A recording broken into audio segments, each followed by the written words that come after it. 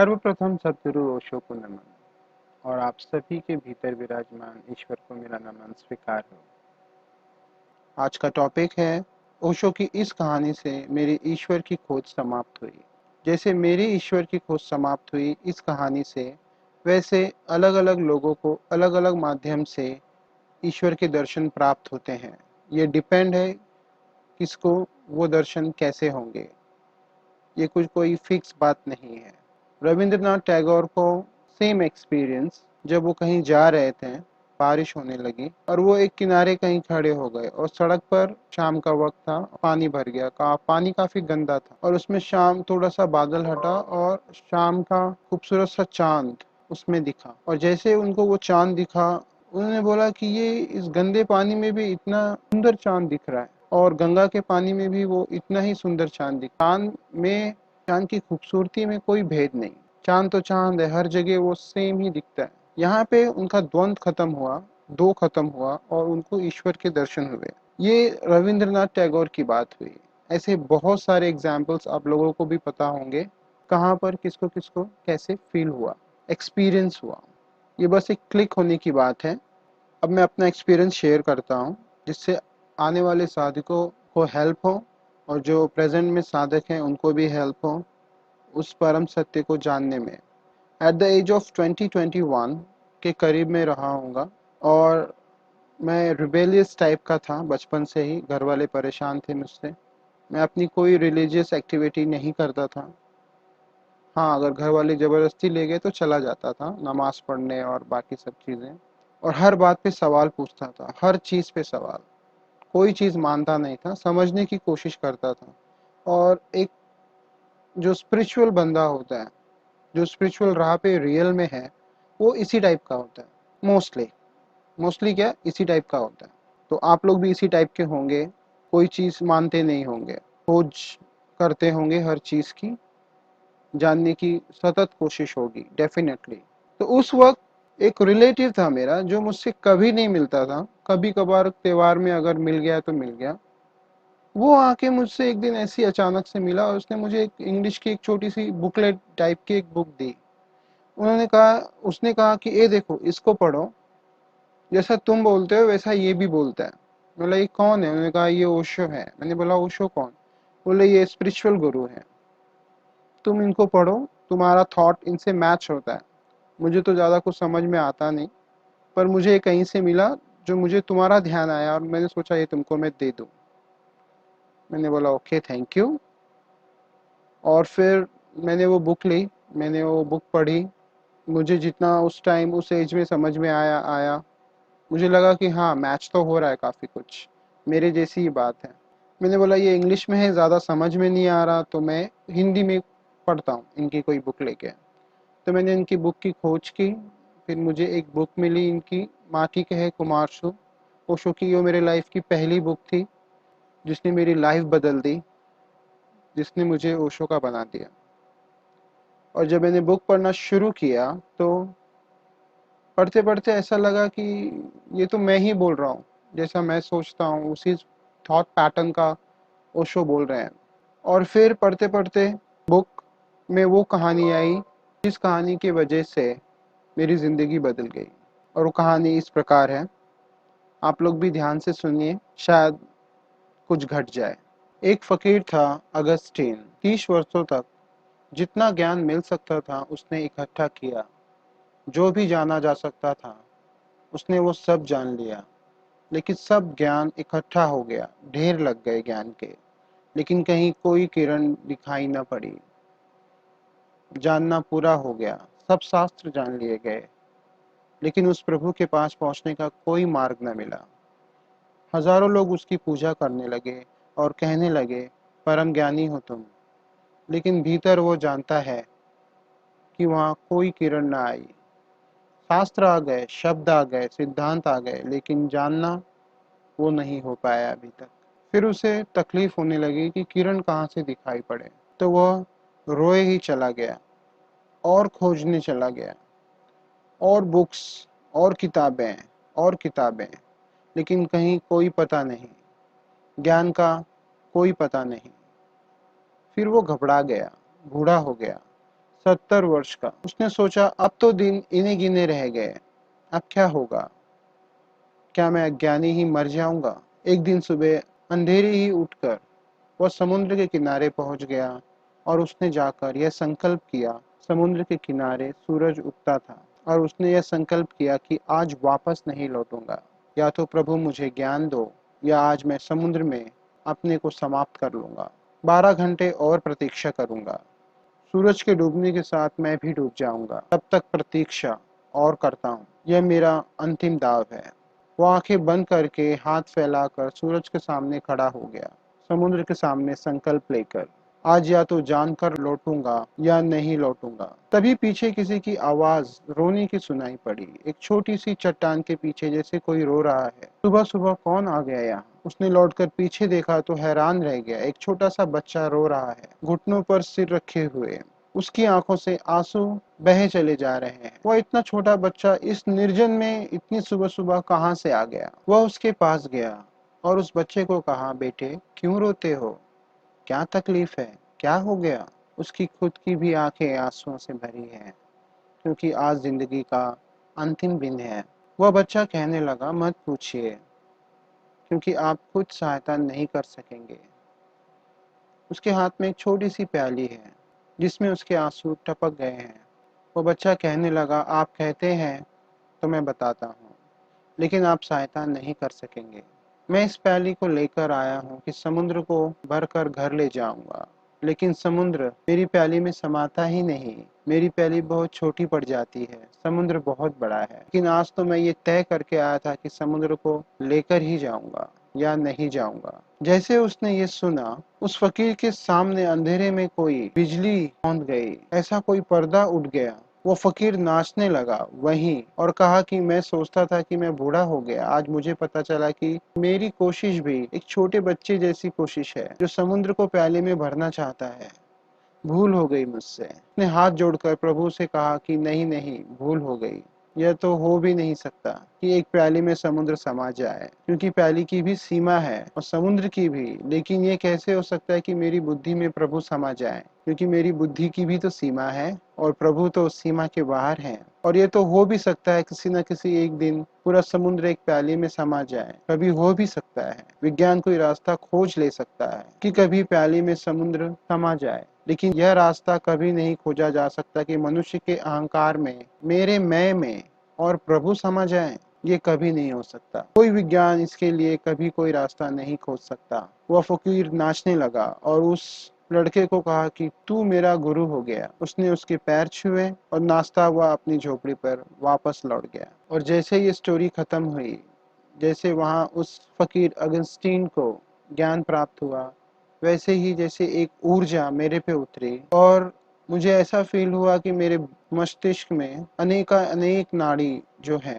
तंतु, नाड़ी, सब कुछ एक दूसरे से जुड़ता गया और जुड़कर एक क्राउन मैंने अपने सर पर फील किया और सब कुछ जुड़ गया। मेरे मस्तिष्क में मैंने फील किया कोई एनर्जी बहुत स्पीड से मूव हो रही है। हजारों तंतु आपस में जुड़ रहे हैं और वो जुड़कर एक क्राउन जैसा कुछ बना रहे हैं। मैंने अपने सर पर एक क्राउन फील किया, मुझ पर एक ऊर्जा सी उतरी और ये सब प्रोसेस हो गया।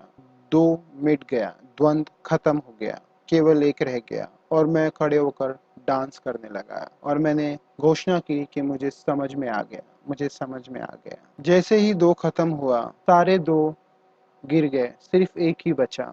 ना वो मूर्ति रह गया, ना अमूर्ति, ना वो दिन रह गया, ना रात, ना वो दूर रह गया, ना पास, ना वो अच्छा रह गया, ना बुरा, ना वो ज्ञान रह गया, ना अज्ञान, ना वो किसी जाति का रह गया, ना किसी अजाति का, ना वो छोटा रह गया, ना बड़ा, ना कुछ ऊंच, ना कुछ नीच। सब कुछ जो दो में बढ़ता है वो सब समाप्त हो गया, सब कुछ एक हो गया। मुझे वो एक दिख गया। मैं उठा और नाचने लगा और कहने लगा कि मुझे समझ आ गया, मुझे समझ आ गया। मैंने अपने एक फ्रेंड को जाकर ये बताया कि मुझे समझ आ गया, क्या ईश्वर क्या है, कहाँ है और उसे कैसे देख सकते हैं, फील कर सकते हैं। तो उसने कहा, बताओ क्या है। मैंने कहा, सब कुछ वही है, बुरा भी और भला भी, चांद सूरज, ये ब्रह्मांड और ये तारे, ये सब उसका ही फैलाव है। वो तुम भी है, वो तुम भी हो और वो मैं भी हूँ। उसको कुछ भी समझ न आया। कुछ दिनों तक मैं लोगों को समझाता रहा पर किसी के समझ नहीं आया। समझ आता भी कैसे? निशब्द को शब्दों में मैं कैसे बयान करता और वो कैसे समझ पाते मेरी बात? हाँ, इशारे काफी हैं। जिन इशारों की वजह से वो समझा जा सकता है, जिन इशारों के सहारे। बहुत फेमस लाइन है स्पिरिचुअलिटी वर्ल्ड में, आप लोगों ने 100% जरूर सुनी होगी कि गुरु अपनी उंगली से चांद दिखाता है अपने शिष्यों को, तो शिष्य गुरु की उंगली पकड़ लेते हैं, उंगली ही देखते रहते हैं, चांद नहीं देख पाते। गुरु बोलता है ए देखो चांद, ऊपर देखो, और वो उंगली देखते रहते हैं शिष्य, और वो चांद मिस हो जाता है। ये बहुत फेमस लाइन है स्पिरिचुअलिटी में। ठीक यही बात है। उपनिषद भरे पड़े हैं ऐसे इशारों से कि देख लो उसकी तरफ जो तुम्हें देख रहा है हमेशा से ही। तुम भी देख लो एक नजर उसकी ओर, देख लो, अभी देख लो। इस अनुभव के बाद जैसे मैं ओशो का ही हो गया। मैंने कई बुक्स ओशो की खरीदी और पढ़ी और काफी साल गुजर गया। फिर धीरे धीरे ये एहसास हुआ कि मैं कहीं चूक गया, क्योंकि ओशो के प्रवचन से ये साफ हो गया कि एक ब्रह्म ज्ञान होता है और एक होता है ब्रह्म स्थिति। मुझे ब्रह्म ज्ञान तो मिला पर ब्रह्म स्थिति नहीं मिली। मोस्टली लोगों को जो खोजी होते हैं ये दोनों एक साथ मिलते हैं, ब्रह्म ज्ञान और ब्रह्म स्थिति दोनों मिलते हैं।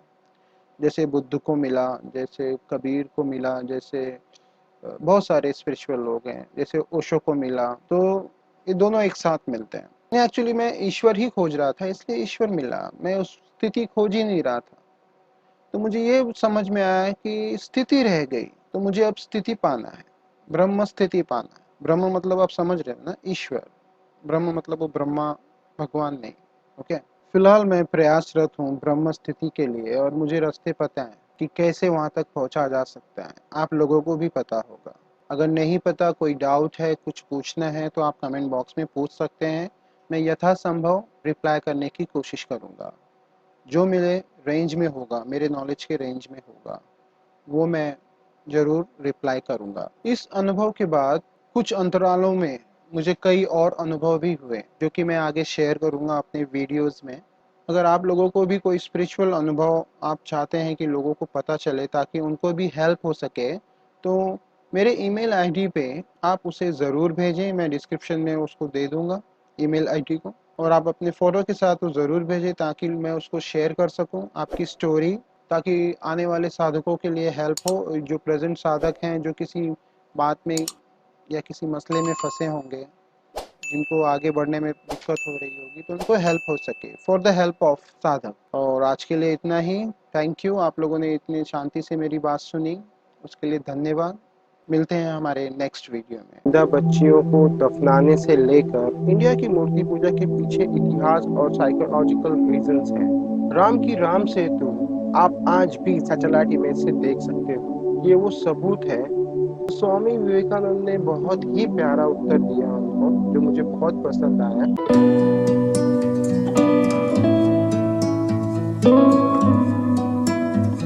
सर्वप्रथम सदगुरु ओशो को नमन, और आपके भीतर विराजमान ईश्वर को मेरा नमन स्वीकार हो। आज का जो हमारा टॉपिक है वो बहुत ही इंटरेस्टिंग है और काफी विवादों से घिरा हुआ भी है, और इस टॉपिक के आसपास बहुत सारी बातें होती हैं, अच्छी और बुरी दोनों। वो है मूर्ति पूजा। मैं आज आपको बताऊंगा कि मूर्ति पूजा क्या है, ये क्यों की जाती है, और मुस्लिम्स हिंदुओं की मूर्ति पूजा से इतने कंफ्यूज क्यों रहते हैं और उनको इतनी गलतफहमी क्यों रहती है, या गलतफहमी क्यों है। वीडियो शुरू हो इसके पहले मुझे आपसे एक रिक्वेस्ट करना है कि प्लीज इस चैनल को सब्सक्राइब कर दीजिए और बेल आइकन को जरूर दबाइए, ताकि नेक्स्ट टाइम जब भी मेरी कोई वीडियो अपलोड हो तो आपको डायरेक्टली उसका नोटिफिकेशन मिल जाए। तो शुरू करते हैं आज का वीडियो। मूर्ति पूजा सनातन काल से ही चली आ रही है और आज तक चल रही है। अलग अलग काल में और समाज ने इसे अपनी अलग अलग दृष्टि से देखा है। कभी किसी कम्युनिटी को मूर्ति पूजा सही लगती है और कभी किसी कम्युनिटी को ये गलत लगती है। हिंदू धर्म में हजारों सालों से मूर्ति पूजा होती चली आ रही है और आज भी हो रही है। विश्व के मोस्टली हर धर्म में किसी न किसी फॉर्म में कोई मूर्ति, कोई स्टोन रखने या उसको पूजने का चलन है। रही बात मुस्लिम्स को मूर्ति पूजा गलत क्यों लगती है, इस बात की, इसके लिए आपको हिस्ट्री में थोड़ा पीछे जाना होगा। ईसा के 600 साल बाद अरब के मक्का में मोहम्मद साहब का जन्म हुआ।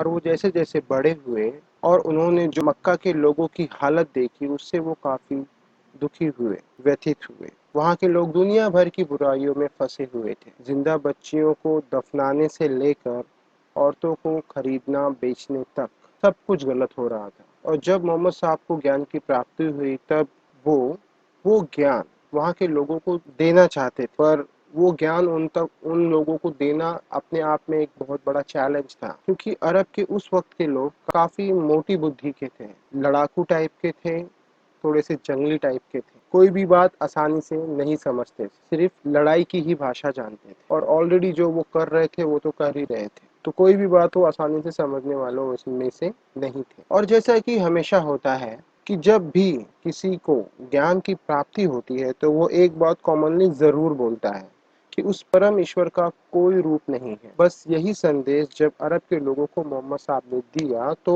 उन लोगों ने इस सेंटेंस को पकड़ लिया, जैसा कहा गया था वैसा वर्ड टू वर्ड। सिर्फ यही नहीं, पूरी कुरान को वर्ड टू वर्ड पकड़ लिया गया। उसकी डेप्थ में जाने की बहुत कम लोगों ने कोशिश की। सूफीज्म, सूफी लोग वो लोग हैं जिन्हें कुरान का सच में पता है कि उसमें क्या लिखा है और उसकी मीनिंग क्या है, उसकी कनेक्शंस क्या है और वो किन किन बातों से जुड़ा हुआ है।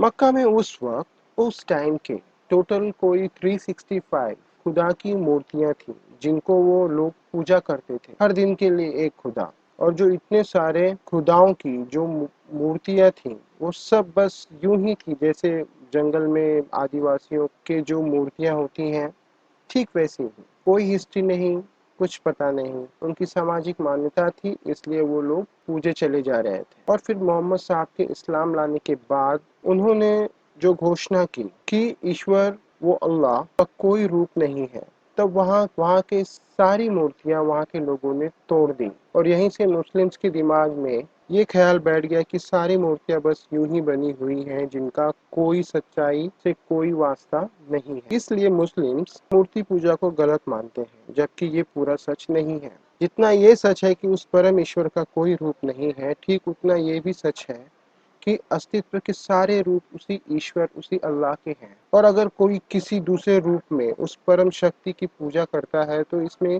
कुछ भी गलत नहीं है और ना किसी को गलत लगना चाहिए। एक्चुअली ये लोगों के टाइप्स पे डिपेंड होता है। हम इंसान जितना सोसाइटी में दिखाई देते हैं वो अलग अलग टाइप के होते हैं, वो एक ही टाइप के सारे इंसान नहीं है। हिंदू धर्म ने इसे बहुत अच्छे से 4 भागों में डिवाइड कर कर देखा, पहचाना। वो 4 टाइप उन्होंने इस तरह डिफाइन किया। पहला है हरिजन लोग, जो ज़्यादा अपने दिमाग पे जोर नहीं देते, शांति से अपना जीवन व्यापन करना चाहते हैं। दूसरा है वैश्य, जो बिजनेस करते हैं, पैसा कमाते हैं, इस टाइप के लोग होते हैं और जो जिंदगी के मजे लेना चाहते हैं, मौज करना चाहते हैं, इस टाइप के लोग। तीसरा है क्षत्रिय लोग, जो शरीर से बलवान होते हैं, लड़ाई झगड़े में इनको बहुत आनंद मिलता है क्योंकि इनकी ऊर्जा उसमें यूज होती है। और चौथा है ब्राह्मण लोग, जो ज्ञान के लिए जीते हैं। ये अलग बात है कि बाद में इन कैटेगरीज को हमेशा के लिए जातियों में कन्वर्ट कर दिया गया, जो कि गलत था। और इनके बीच एक कॉमन सब कैटेगरी होती है जो इन सब का मिला जुला रूप होती है, जिसमें ये चारों कैटेगरी के लोग एक साथ शामिल होते हैं। और उसमें से भी 75% से ज़्यादा लोग ऐसे होते हैं जो भरोसा करने में बहुत ज़्यादा भरोसा करते हैं और जो ज़्यादा सोचना नहीं चाहते। ऐसे लोगों ने कुरान को कभी नहीं समझा और बस जो लिखा है वो पकड़ लिया और वही करते रह गए। जबकि अरब की मूर्ति पूजा और भारत की मूर्ति पूजा में ज़मीन आसमान का फ़र्क है। फ़र्क ये है कि अरब की मूर्ति पूजा आधारहीन थी, जिसकी मैंने बात की, और इंडिया की मूर्ति पूजा के पीछे इतिहास और साइकोलॉजिकल रीजंस हैं। राम की राम सेतु आप आज भी सैटेलाइट इमेज से देख सकते हो। ये वो सबूत है कि राम कभी इंडिया में रहे होंगे, तभी तो ये पुल मिला मद्रास से श्रीलंका तक एस शेप में। वो शेप भी बड़ा कमाल का है, बड़ा इंजीनियरिंग का बेहतरीन नमूना है वो। और जब भी कोई बहुत ज़्यादा ग्रेट काम करता है तब बाद में लोग उसकी पूजा करने लगते हैं। ऐसा ही भारत में हजारों लोगों के साथ हुआ। महान लोग आते रहे और जाते रहे और लोगों ने उनके जाने के बाद उनकी पूजा करना शुरू किया। ये एक साइकोलॉजिकल नीड है। इससे जुड़ी मुझे एक कहानी याद आती है। एक बार स्वामी विवेकानंद को अलवर के महाराज मंगल सिंह ने आमंत्रित किया और कुछ देर बात करने के बाद महाराज मंगल सिंह ने अपने विचार रखे मूर्ति पूजा के बारे में। उस वक्त काफी प्रोग्रेसिव सोच चल रही थी, वो जमाना ही वैसा था, वो टाइम ही वैसा था कि अलग अलग सोच का दौर चल रहा था। उसके इफेक्ट में महाराजा मंगल सिंह भी थे। फिर उन्होंने कहा कि मूर्ति पूजा में मुझे कोई भरोसा नहीं, मूर्ति पूजा मैं गलत मानता हूँ। मैं भी औरों की तरह किसी धातु, किसी लकड़ी, मिट्टी या पत्थर से बनी हुई मूर्ति को मैं कैसे पूज सकता। आपका इस विषय पे आपका क्या विचार? तो स्वामी विवेकानंद ने बहुत ही प्यारा उत्तर दिया उनको, जो मुझे बहुत पसंद आया।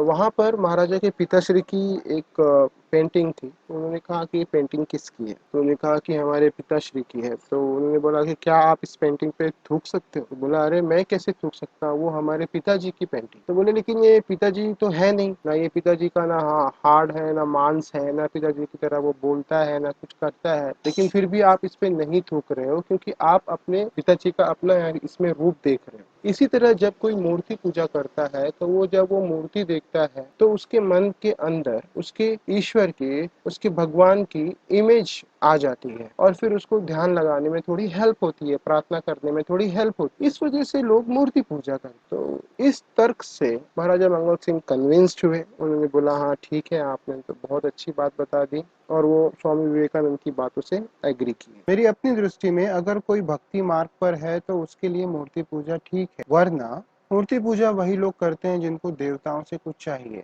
वो देवताओं की पूजा करते हैं, बदले में देवता उनकी इच्छाओं की पूर्ति करते हैं। मगर जिनको ईश्वर की प्राप्ति करनी है वो मूर्ति पूजा में नहीं अटकते, वो उस निरंकार ईश्वर की खोज करते हैं, वो स्वयं की खोज करते हैं। इस बात को श्री कृष्ण ने गीता में बहुत ही सुंदर तरीके से कहा हुआ है। अगर आपको इस बात को कंफर्म करना हो तो अध्याय 7 में श्लोक नंबर 23 और 24 देख सकते हैं। तो इसी के साथ मैं आज का ये वीडियो समाप्त करता हूँ। उम्मीद है आपको ये वीडियो पसंद आया होगा, और मेरी आपसे एक रिक्वेस्ट है कि प्लीज इस चैनल को सब्सक्राइब कर दीजिए और बेल आइकन को जरूर दबाइए, और आपके जो भी क्वेश्चंस हैं या कोई सजेशंस हैं वो कमेंट बॉक्स में जरूर लिखिए।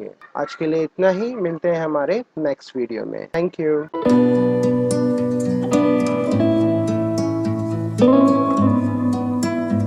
हमारे एक फ्रेंड हैं, सूफीज़्म से जुड़े हुए हैं, मैं भी जुड़ा हुआ हूँ वहाँ पर। तो रिसेंटली मेरी उनसे बात हुई रिगार्डिंग ब्रह्म ज्ञान। तो उन्होंने कहा कि हम तो जानते हैं इसके बारे में, पहले से जानते हैं। मैंने बोला क्या जानते हैं? उन्होंने सेम डेफिनेशंस जो भी ब्रह्म ज्ञान का ब्रह्म सूत्र में लिखा हुआ है, उन्होंने मुझे बताया, सेम सेम टू सेम। हाँ, तो मैंने बोला ये जो आपने मुझे डेफिनेशन बताया इससे आप क्या समझे? तो बोले इस जो मैंने बताया वही है। तो मैंने बोला ये तो आप वर्ड टू वर्ड मुझे बता रहे हो, पर इसका मीनिंग आप समझे या आपको एक्सपीरियंस हुआ इसका मीनिंग का? बोले जो ये है ऐसा ही है और हमको समझ में आ गया है। तो मैंने फिर उनके अगेंस्ट या उनके स्टेटमेंट के अगेंस्ट जाके कुछ बोला नहीं मैंने। मैंने बोला ये बदतमीजी हो जाएगी। लेकिन मैंने सोचा एक मैसेज क्रिएट किया जाए जिससे उन लोगों तक भी पहुंचे जिन लोगों तक इसकी ज़रूरत है, कि सिर्फ डेफिनेशन जो लिखा गया है, बोला गया है, उसको वर्ड टू वर्ड समझ लेने से कुछ नहीं होगा। जब तक आपको उसका एक्सपीरियंस नहीं होगा, जो लिखा गया है, वो फिर आपके किसी काम का नहीं। आपको लगेगा कि आपको समझ आ गया, पर वो समझ में नहीं आया। जब तक एक्सपीरियंस नहीं आया, आपको समझ में कैसे आएगा? अब 2 + 2 = 4 अगर आपने इसे रट लिया है, तो वो क्या फ़ायदा? अगर 2 + 2 = 4 है, तो डेफिनेटली आपको ये भी समझ में आ जाना चाहिए कि 3 + 1 भी 4 होता है, ओके? 6 - 2 = 4 होता है, 2 × 2 = 4 होता है। ये जो 4 है, फॉर एग्जाम्पल बता रहा हूँ, ये जो 4 है, ये आपको समझ में आ गया कि कहीं से भी अगर आप इसको देख सकते हो, 2 + 2 = 4 होता है, तब आपको समझा। और जिसको ये समझ में आ जाता है, उसके लिए फिर सिर्फ 2 और 2 + 2 ही 4 नहीं होता। उसके लिए 2 × 2 भी 4 होता है, 10 - 6 = 4 होता है, इनफाइनाइट डेफिनेशन हो जाती है उसके लिए। फिर वो मतलब फ्री हो जाता है, द्वंद खत्म, 2 खत्म हो जाता है, फिक्स खत्म हो जाता है, क्योंकि फिक्स कुछ भी नहीं है और सब कुछ फिक्स है। ओके, तो मैं मैसेज बोलने जा रहा हूँ जो मैंने सोचा कि देना चाहिए लोगों को, ताकि लोगों को हेल्प हो ये बात समझने के लिए। तो मैसेज कुछ इस तरह है, उसे समझा नहीं जा सकता यही समझ लेना उसको समझ लेना है। पर ये समझ आएगी कैसे? सिर्फ इस बात के शब्द के अर्थ को समझ लेना उसको समझ लेना नहीं है, तो फिर उसको समझा कैसे जाए? ये हो सकता है एक बड़ी और फैली हुई समझ से, जो डिफरेंशिएट ना करे किसी भी एक समझ को दूसरी समझ से। हर समझ अपने आप में सही है, ये समझ लेना ही सच को समझ लेना है। हर बात के लिए ये समझ जाएं कि जो जैसा है वो वैसा ही है, और आगे उसका जो होगा वो भी वैसा ही होगा जैसा उसे होना चाहिए। सबसे मेन बात, जब भी कोई एक सवाल जो आपसे निकलता है और फिर उसका जवाब जो जुड़ता जाता है दूसरी बातों से, और वो जुड़ते जुड़ते जुड़ते जब वो आप वापस से लौटकर आप तक ही वापस आ जाएगा, तो आप समझना कि आप उसको समझ गए। बस इतनी सी बात को समझना ही ब्रह्म ज्ञान को समझ लेना है। ब्रह्म ज्ञान को एक नहीं, 1000 नहीं, 1,00,000 तरीकों से भी बताया जा सकता है, कोई सीमा नहीं है। आई होप मेरी बातों से आपको कुछ हेल्प जरूर हुई होगी। अगर कुछ भी प्रश्न हो आप कमेंट बॉक्स में लिखिए, मैं यथासंभव आंसर देने की कोशिश करूंगा, उत्तर देने की कोशिश करूंगा। अगर कोई ऐसा प्रश्न आया जो मुझे नहीं पता होगा जिसका आंसर, मैं उसके उस प्रश्न के उत्तर को भी ढूंढने की कोशिश करूंगा। Thank you. और सब्सक्राइब जरूर कर दो। सब्सक्राइब नहीं करता कोई जल्दी, सब्सक्राइब कर दो। मिलते हैं हमारे नेक्स्ट वीडियो में। Bye bye. आप ध्यान करने बैठे, कंफर्टेबली कहीं पे बैठ जाएं, जमीन पे डायरेक्टली टच होकर ना बैठे, नीचे कुछ बिछा लें जिससे आपका एनर्जी ड्रेन ना हो जाए जमीन में। लेकिन आप वहां पे जाके देखोगे खुद को कि मैं परमात्मा हूँ।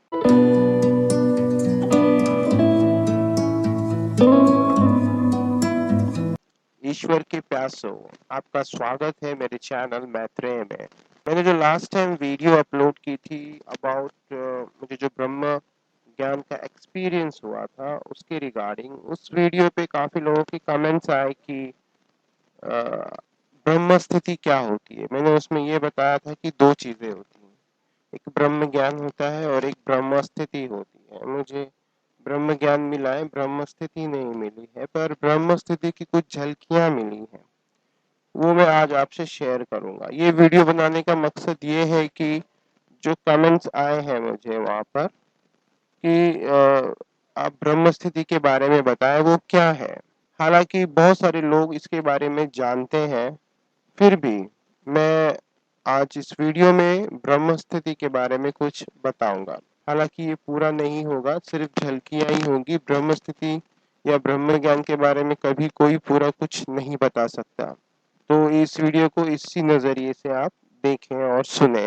वीडियो शुरू हो इसके पहले आपसे रिक्वेस्ट है कि ये चैनल अगर अभी तक आप लोगों ने सब्सक्राइब नहीं किया है तो कर लें, ताकि आने वाली कोई भी इम्पोर्टेंट वीडियो आपसे मिस ना हो। तो चलिए शुरू करते हैं आज का वीडियो। ब्रह्म स्थिति सुनकर आप इस गलतफहमी में मत पड़ जाना कि ये भगवान ब्रह्मा से रिलेटेड कुछ है। भगवान ब्रह्मा से रिलेटेड कुछ भी नहीं है। भगवान ब्रह्मा अलग चीज है, ब्रह्म स्थिति अलग चीज है। ब्रह्म स्थिति किसी भी साधक को हो सकती है। ब्रह्म ज्ञान से सरल ब्रह्म स्थिति होती है। हालांकि सरल तो दोनों ही है, लेकिन ब्रह्म स्थिति ज्यादा सरल अचीवमेंट है। मैं ये क्यों बोल रहा हूँ? मैं ये इसलिए बोल रहा हूँ कि कोई भी साधक अगर उसको साधना की जरा भी सही पद्धति का पता है, जरा भी, मैं बहुत सारे अचीवमेंट्स की बात नहीं कर रहा हूँ कि तंत्र विद्या द्वारा या किसी सिद्धि प्रक्रिया द्वारा उसने कुछ बहुत बड़ा अचीवमेंट कर लिया हो, बहुत सारी सिद्धियां प्राप्त कर ली हो, वो कहीं भी यहाँ से गायब होके कहीं भी अपीयर हो सकता है, हवा में ऐसा हाथ हिला के किसी भी जगह से कोई भी चीज वहां से निकाल के अपने हाथ में ला सकता है, यहाँ पर कुछ भी कर सकता है। ओके, मैं वो नहीं बोल रहा हूँ। मैं बोल रहा हूँ कि छोटा अगर कोई सही साधना की एक भी कड़ी जानता है तो वो ब्रह्म स्थिति में पहुंच सकता है। पर तंत्र का जो क्षेत्र है वो इससे अलग है। मैं उसके बारे में बात नहीं कर रहा। तंत्र क्षेत्र अलग है, ध्यान क्षेत्र अलग है, और ध्यान क्षेत्र से मोस्टली जो मेन रास्ता है वो ध्यान क्षेत्र से ही जाता है ब्रह्म स्थिति की ओर। तंत्र क्षेत्र से भी जाता है, वो मैं मना नहीं कर रहा, पर तंत्र क्षेत्र में इतनी सारी भटकाने वाली चीजें रास्ते में मिलती हैं कि आदमी भटक जाता है। तो इस वजह से वो रास्ता ठीक नहीं है। मैं गलत नहीं बोल रहा, ठीक नहीं है। अब सिद्धियां प्राप्ति का भी रास्ता है, जो अलग अलग सिद्धि प्राप्त करते हैं। एक तो होती है अलग अलग देवी देवताओं की सिद्धि, परियों की सिद्धि, आत्माओं की सिद्धि। उस रास्ते से भी बहुत कुछ मिलता है, लेकिन वो रास्ता भी ठीक नहीं है, वहां भी भटकने का बहुत ज्यादा चांस होता है। तो वो रास्ता भी ना अपनाए, उससे भी बहुत प्रॉब्लम होगी। एक है कुंडलिनी जागरण की जो कुंडलिनी जागरण के मार्ग पर चलते हैं, उस पर भी ब्रह्म स्थिति मिलती है।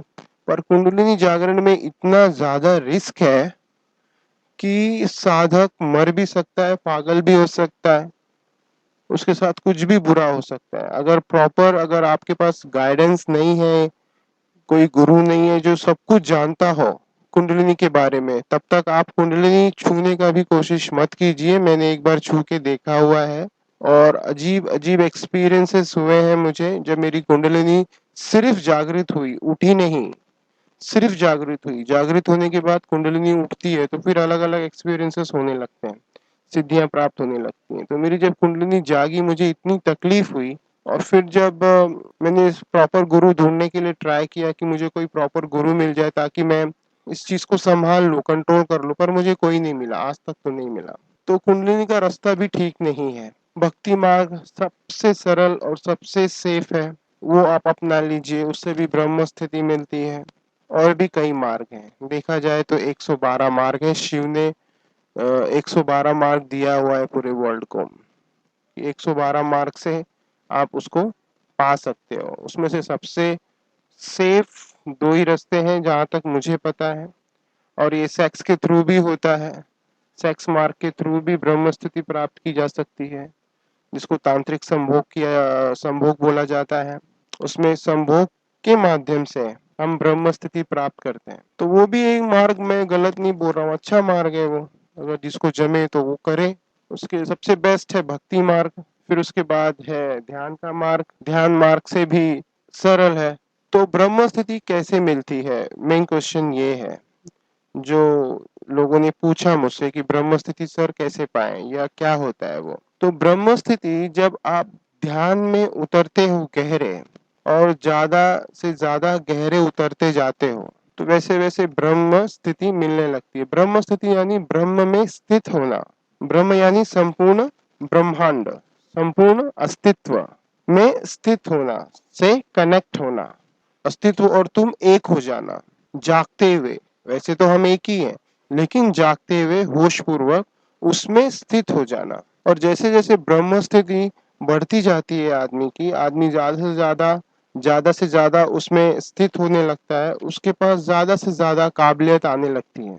अगर वो प्रॉपर गाइडेंस के जरिए ब्रह्म स्थिति में प्रवेश कर रहा है तो उसके पास ज्यादा कंट्रोल होगा, और ज्यादा प्रॉपर गाइडेंस के बिना उसमें वो उतरता जा रहा है तो उसको खुद पे कंट्रोल नहीं होगा, तो वो कुछ भी कर सकता है। वो रामकृष्ण परमहंस के जैसे एक एक हफ्ता 10-10 20-20 दिन बेहोश रह सकता है।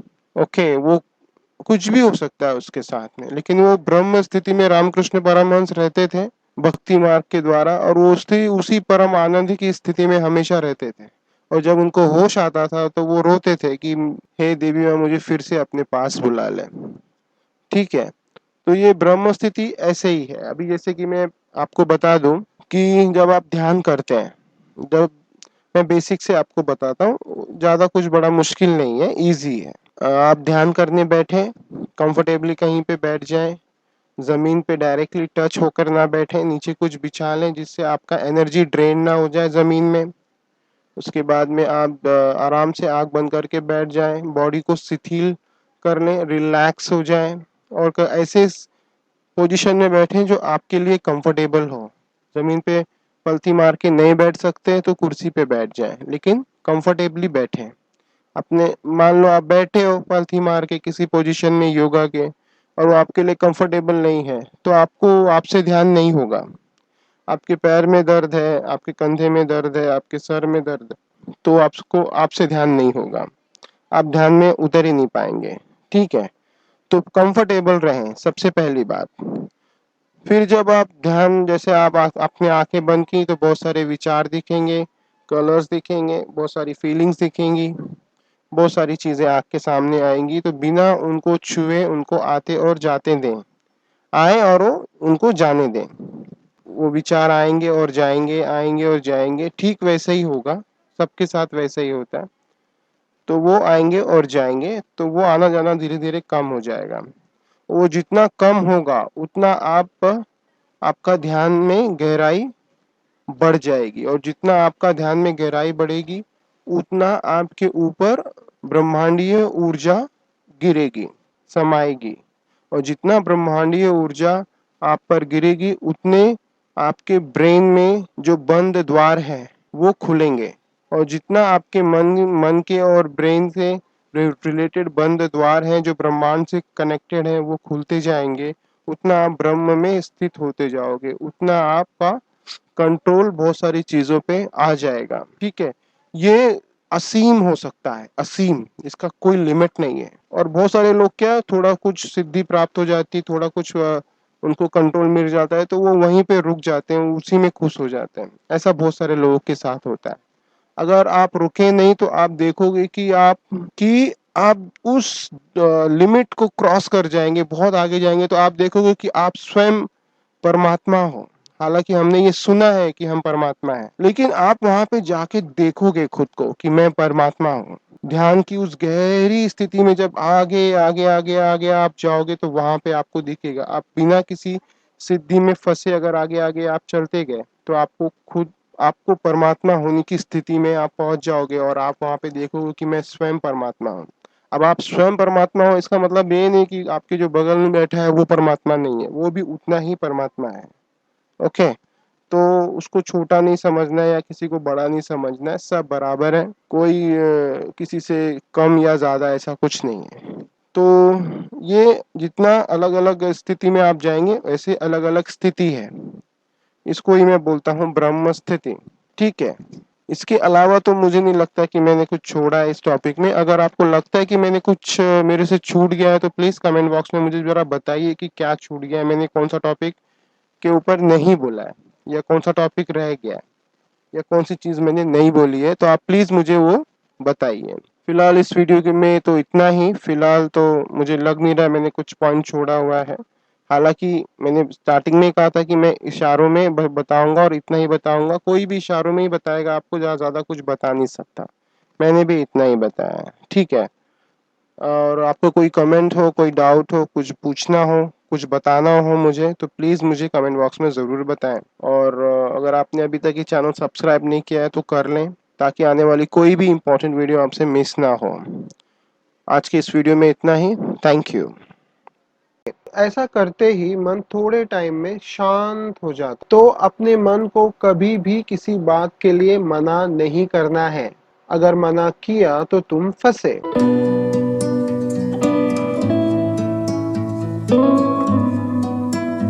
हमारे बड़ों ने जितनी भी अच्छी अच्छी बातें हमें सिखाई हैं, जैसे कि मेहनत से काम करो, फोकस्ड रहो, अपने लक्ष्य को पाने के लिए अपनी पूरी जान लगा दो, जिंदगी में कामयाब बनो, और सबसे इम्पोर्टेंट कि अपने मन पर काबू पाओ, अपने मन को अपने वश में रखो।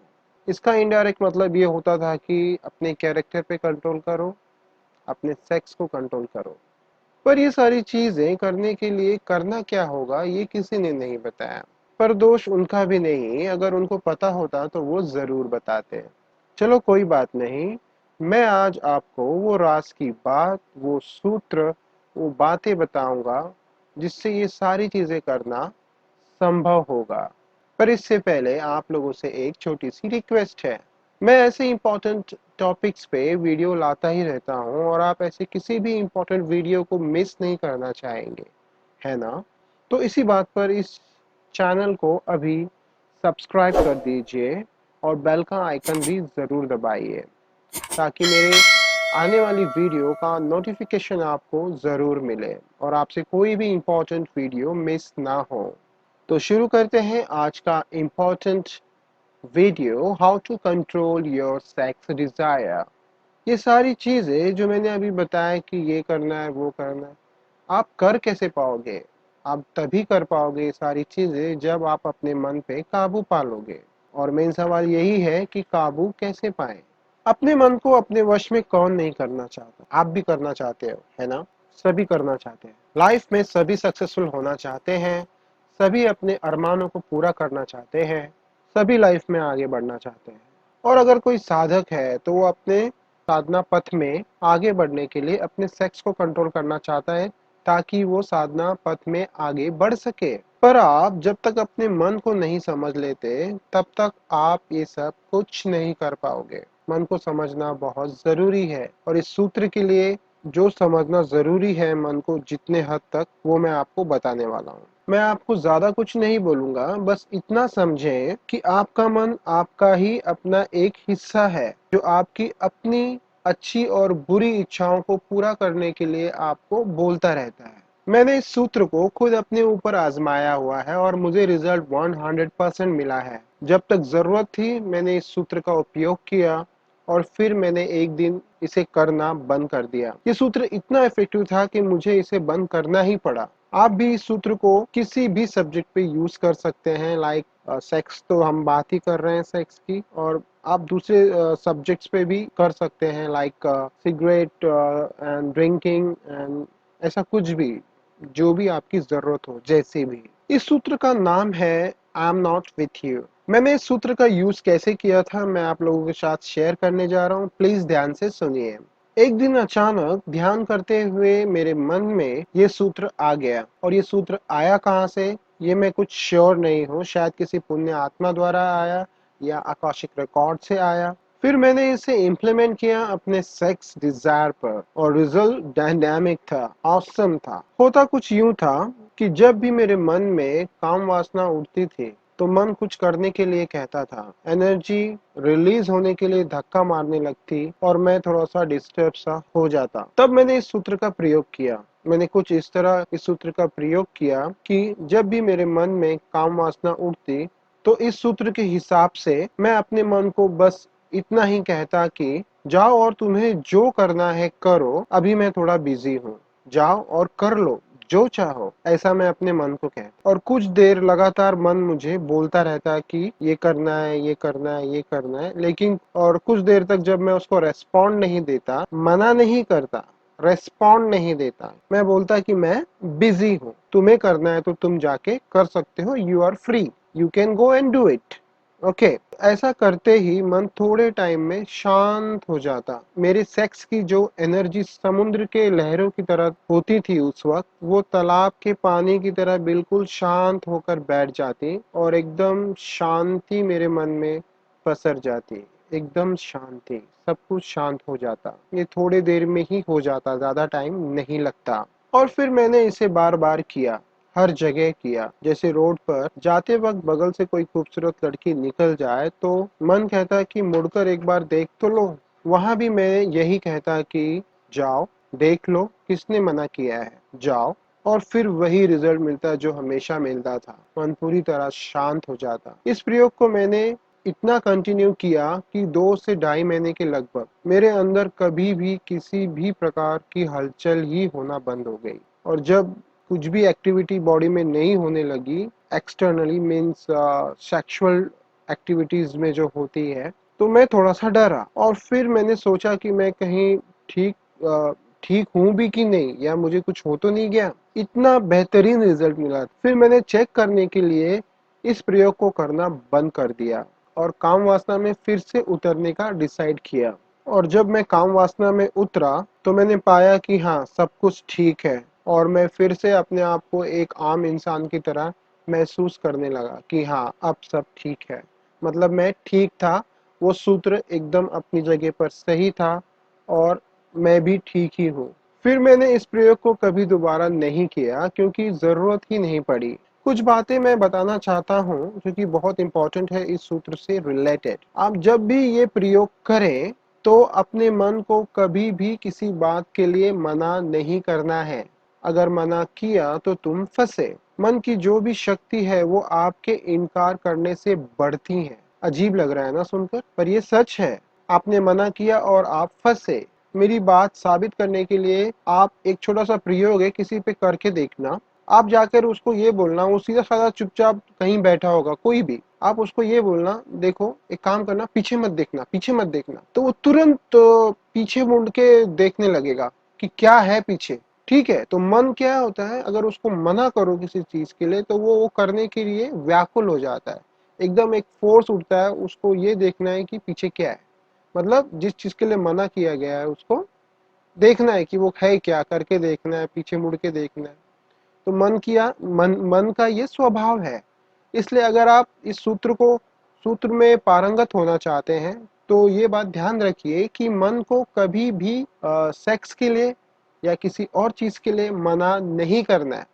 उसको ये बोलना है कि ओके, अगर आप ऐसा करना चाहते हो, आपकी इच्छा हो रही है, अपने मन को बोलो तो ओके ठीक है, आप जाके कर लो, मैं अभी बिजी हूँ, मुझे नहीं करना, आपको करना है, आप जाके कर लो। तो मन थोड़ा सा तड़पेगा थोड़ा टाइम और फिर शांत हो जाएगा। मन को वो करने देना है जो वो करना चाहता है, पर आप उसका साथ मत देना। आपके साथ के बगैर वो कुछ भी नहीं है। इस सूत्र को जैसे ही आप अप्लाई करते हो तो जो एनर्जी उठी है सेक्स के लिए, सेक्स के काम केंद्र से रिलीज होने के लिए जो एनर्जी उठी है, उसको आपने मना नहीं किया, आपने बोला कि जाओ आप कर लो, तो मन तो आपके बगैर कुछ कर नहीं पाएगा। तो वो एनर्जी का क्या होगा, वो एनर्जी फिर घूम जाएगी किसी ऐसे पॉइंट पे जहाँ पे ऑलरेडी एनर्जी का कंजप्शन हो रहा है। जैसे कि आप ड्राइंग बना रहे हो, आप डांस कर रहे हो, आप कुछ क्रिएटिविटी का काम कर रहे हो, आप ध्यान कर रहे हो, ऐसा कुछ भी। तो ऐसा कुछ भी आपके लाइफ में होना जरूरी है, वरना वो एनर्जी जो घूमी है वो आपको नुकसान पहुंचा सकती है। वो जाके आपके मन को विकृत कर देगी, बीमारी आपके मन में आ जाएगी, और फिर वो मन में जो बीमारी आई है, आप जो मानसिक रूप से बीमार पड़े हो, फिर वो बीमारी शरीर में उतर आएगी। तो मेरी बातों को ध्यान से सुनो और वही करो जो मैंने स्टेप बाय स्टेप आपको बताया है। इस सूत्र का उपयोग अपने सिगरेट पीने की आदत पे करें, या अल्कोहल ड्रिंक्स जो करते हैं लोग, शराब पीते हैं, उस पे करें, या तो और अगर कोई और बुरी आदत है तो उस पे करें। और ये सूत्र जो ध्यान की जगत में कुछ अचीव करना चाहते हैं उनके लिए ये बहुत काम की चीज है, उनको ये बहुत काम आएगा, और उनके लिए ये ध्यान की जगत में डायनामिक रिजल्ट मिलेगा। क्योंकि ध्यान की जगत में ऊपर उठने के लिए आपको आपके सेक्स एनर्जी की जरूरत पड़ती है, और वो सेक्स एनर्जी अगर आप यहाँ से उसका डायरेक्शन घुमा दो और अपने उस डायरेक्शन में लगा दो अपने ध्यान की जगत की ओर, तो वो एनर्जी आपको बहुत ऊपर लेके जाएगी। तो ध्यान के लिए ये बहुत ज़्यादा उपयोगी चीज़ है, ये सूत्र बहुत उपयोगी है। साधक अपनी साधना के लिए इस सूत्र का उपयोग ज़रूर करें। सेक्स का दमन ना करें, सेक्स की एनर्जी को कन्वर्ट करें अपनी ध्यान की प्रगति के लिए। और आज का ये सूत्र यहीं पर समाप्त होता है। मैंने आप लोगों को ये सूत्र बता दिया है। अब इस सूत्र की मदद से आप या तो खुद को जीत लो या तो दुनिया जीत लो, ये आपके ऊपर डिपेंड है। आज के इस वीडियो में इतना ही, और जाने के पहले फिर से रिमाइंड करा दूं, चैनल को सब्सक्राइब जरूर करना और बेल आइकन का बटन जरूर दबाना, ताकि आने वाली इंपॉर्टेंट वीडियोस आपसे मिस ना हो। ओके, सो आज के लिए बाय बाय।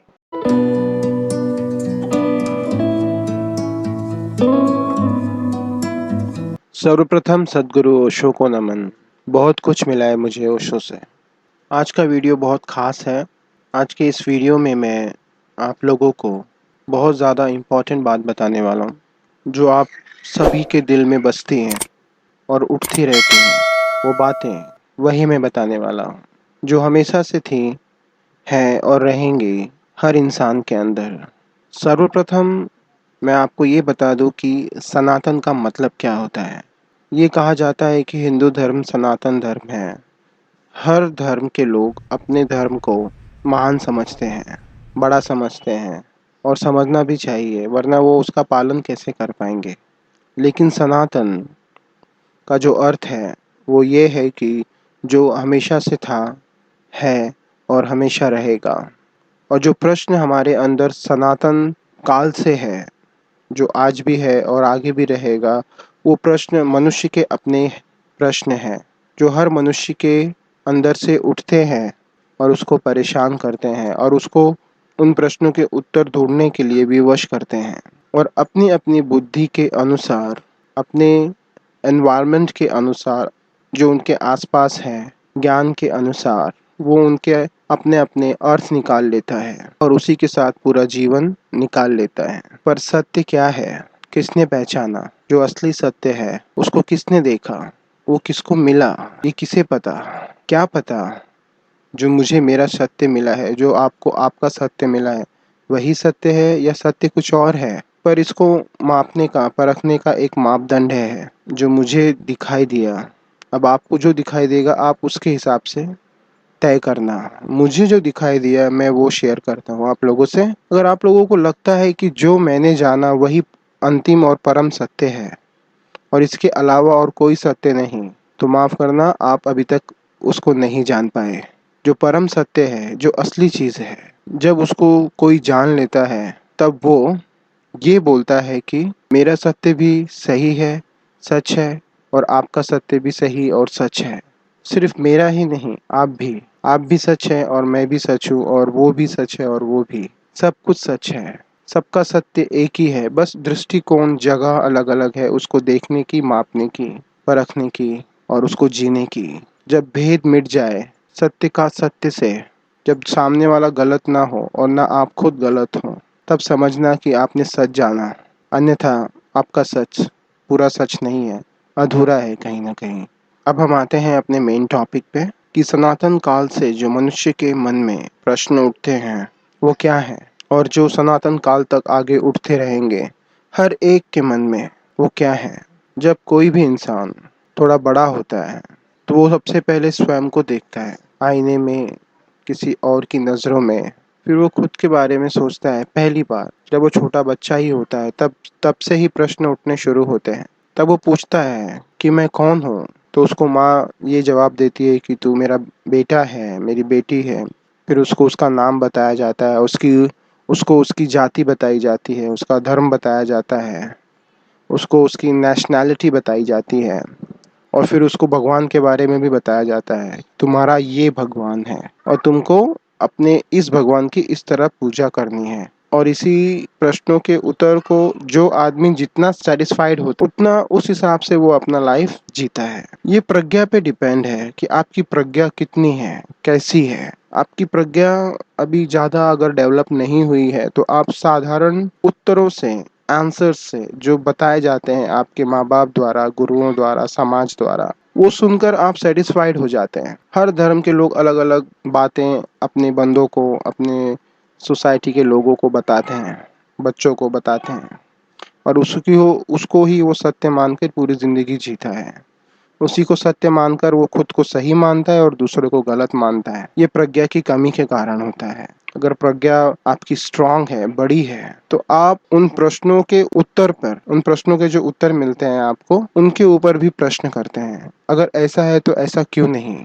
जैसे कि जब मैं बचपन में, मेरे घर वाले मुझे बोलते थे कि जाओ नमाज पढ़ लो, मस्जिद में जाओ, तो मैं जब स्टार्टिंग में जाता था नमाज पढ़ने, टोपी लगा के सर पे बहुत अच्छे से, तो मुझे बहुत खुशी होती थी कि मैं कुछ अच्छा काम करने जा रहा हूँ, बड़ा काम करने जा रहा हूँ। और फिर बीच में ही मंदिर पड़ता है हमारे यहाँ पर, गणेश मंदिर, तो वहाँ पे घंटियाँ बजती रहती थी। तो मैं सोचता था कि अगर वो ऊपर वाला वहाँ मस्जिद में मिलता है तो ये लोग यहाँ घंटी क्यों बजा रहे हैं, यहाँ पूजा क्यों कर रहे हैं, उनको भी तो नमाज पढ़ना चाहिए। तो फिर कुछ दिन तक वो मेरे दिल में था। लेकिन जो उत्तर मुझे मिले गए थे मेरे समाज द्वारा, मेरे माँ बाप द्वारा, मेरे सोसाइटी द्वारा, मुझे उन पे शक होने लगा कि नहीं, अगर सच यही है तो सच सब जगह एक ही होना चाहिए। ये इतना अलग अलग क्यों है, इतना डिवाइडेड क्यों है, इतना डिफरेंशिएटेड क्यों है। तो मुझे लगा नहीं, सत्य ये नहीं है। अगर सत्य एक ही होता तो सब जगह एक ही होना चाहिए। सिंपल सा लॉजिक है, पर सबके दिमाग में नहीं आता। फिर मैं और प्रश्नों के उत्तरों को प्रश्न का करने लगा और प्रश्न करने लगा, और जब और उत्तर आए तो उसको भी और प्रश्न पूछने लगा, और कंटिन्यू प्रश्न जो भी मुझे उत्तर मिलते गए उन उन पर मैं प्रश्न पूछता गया, और प्रश्न आगे बढ़ते बढ़ते बढ़ते एक दिन मुझे सत्य के द्वार तक ले गए। अगर आपके भी मन में ये सारे प्रश्न उठते हैं तो आप खुद को धन्यभागी समझें, और तब तक ना रुकें जब तक आपको अंतिम सत्य नहीं मिल जाता। जब तक प्रश्न आपसे शुरू होके सारे उत्तरों से गुजरते हुए, सारे आंसर से गुजरते हुए, इसका रीजन ये, उसके पीछे ये रीजन, उसका उसके पीछे वो रीजन, ऐसे समस्त संसार के उत्तरों से घूमते हुए वो उत्तर अगर वापस घूमकर आप पे स्वयं नहीं आ जाता, तब तक समझना कि आपको उत्तर नहीं मिला। इस पे सोचिएगा जरूर, यही सच है। और जो प्रश्न है जो सबके मन में हमेशा आता है, हर एक मनुष्य के, हर एक इंसान के दिल में आता है कि वो क्या है, वो क्यों पैदा हुआ, ये संसार किसने बनाया, मैं मरने के बाद कहाँ जाऊंगा, अगर ईश्वर ने इस संसार को बनाया है तो इस ईश्वर को किसने बनाया है, अगर ईश्वर ने बनाया है ये संसार तो ईश्वर को डेफिनेटली उसको भी किसी ने बनाया होगा, अगर उसको भी किसी ने बनाया तो फिर उसको किसने बनाया है। तो ये सारा क्वेश्चन दिमाग चकराने वाले होते हैं। जब आंसर्स नहीं मिलते तो आदमी कोई भी एक आंसर लेके चुपचाप बैठ जाता है, लेकिन जो खोजी है वो चुपचाप नहीं बैठता। हर एक के दिल में ऐसा क्यों उठता है कि वो कोई भी बंधन मानने को स्वीकार क्यों नहीं होता, क्योंकि उसके अंदर कोई तो ऐसी चीज है जो बंधन से मुक्त है। क्यों इंसान चांद तारों पे जाना चाहता है, ब्रह्मांड के कोने तक जाना चाहता है, क्योंकि डेफिनेटली उसके अंदर ऐसा कुछ है जो असीम है, जिसकी कोई सीमा नहीं। वो अपने उस तत्व को, उस चीज को पकड़ना चाहता है, पर वो बाहर पकड़ रहा है, उसको ये नहीं पता वो अंदर से उसको जो धक्का दे रहा है वो अंदर है। जो मिलेगा उसको आंसर उसके अंदर मिलेगा, लेकिन वो ढूंढ रहा है बाहर। वो क्यों आनंद ढूंढ रहा है, खुशी ढूंढ रहा है, और ऐसी खुशी क्यों ढूंढ रहा है कि वो कभी खत्म ना हो, क्योंकि उसके अंदर एक ऐसा आनंद का स्रोत है जो कभी खत्म नहीं होता। तो वो उसको क्या कर रहा है, वो बाहर ढूंढ रहा है, और है वो अंदर, अंदर उसका ध्यान जाता नहीं। इस तरीके के बहुत सारे क्वेश्चंस उसके दिल में आते हैं, और वो भाग रहा है आंखें बंद करके बेहोशी में। जो धन्य भागी हैं, जो झुकना जानते हैं, जो प्रार्थना करने की थोड़ी सी कला जानते हैं, उनको आंसर मिलते हैं। जो गुरु के सामने सर झुकाना जानते हैं उनको गुरु से मिलता है। जिनको गुरु नहीं मिलते उनको प्रकृति, ये नेचर गाइड करती है। असीम आत्माएं जो इस संसार में विचरण कर रही हैं वो लोगों को गाइड करती हैं, मुझे भी गाइड करती रहती हैं। वो हमारे पिछले जन्मों के गुरुज गाइड करते हैं, और नेचर खुद, अस्तित्व खुद हमें गाइड करता है। तो इन सारे प्रश्नों के उत्तर जब तक ना मिले तब तक रुकिएगा मत। संसार ढूंढने से कहीं बेहतर है हम खुद के अंदर ढूंढ लें। संसार के बाहर ढूंढने से अच्छा है कि हम स्वयं के अंदर जाकर उस अपने सारे प्रश्नों के उत्तर ढूंढ लें। अगर आप तैयारी करते हैं और तैयार होते हैं तो आपको अपने सारे प्रश्नों के उत्तर मिल जाएंगे 100%, क्योंकि मुझे मिले हैं बहुत सारे प्रश्नों के उत्तर। भले ही कुछ बाकी हैं, अभी एक्सपीरियंसेस होना बाकी हैं, पर मैं प्रयासरत हूँ, और मैं आप लोगों के लिए भी प्रार्थना करता हूँ कि आप लोगों के भी प्रश्न जितने जल्दी हो सके वो ईश्वर हल कर दें, आप लोगों को भी वो मिल जाए।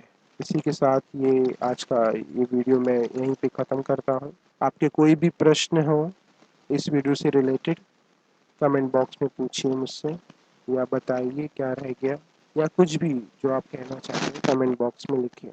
और हाँ, ये सब्सक्राइब ज़रूर कीजिए और बेल आइकन भी ज़रूर दबाइए, ताकि आने वाली कोई भी इम्पोर्टेंट वीडियो आपसे मिस ना हो। आज के इस वीडियो में इतना ही। Thank you.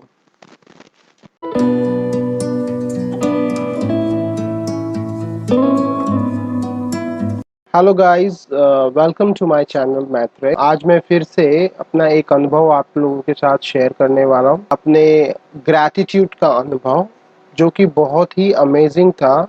आई विश कि आपके साथ भी ये घटना घटे, क्योंकि इतनी प्यारी घटना थी वो, इतना प्यारा था वो कि मैं आज तक उसको मिस करता हूँ, और कोशिश करता हूँ, और कोशिश करने के कारण ही वो नहीं हो पाता। जो ध्यान में प्रोसेस है ना, वो एकदम अलग ही है। हमारे कोशिश करने से वो नहीं होता, उसकी कोशिश करने से होता है और हमको सिर्फ उससे एग्री होना पड़ता है। हाँ, मैं समझ रहा हूँ थोड़ा सा अजीब है ये सुनने में जो मैंने अभी कहा, लेकिन सच यही है। तो शुरू करता हूँ मैं आज का ये अनुभव, एक महान आनंद का अनुभव, महान ग्रैटिट्यूड का अनुभव। हुआ ये कि आज से कुछ साल पहले मैं बहुत ज़्यादा ही परेशान था अपने लाइफ को लेकर। मैं जॉब्स छोड़ देता था। मैंने करीबन अपने लाइफ में 12-15 जॉब्स छोड़ी होंगी।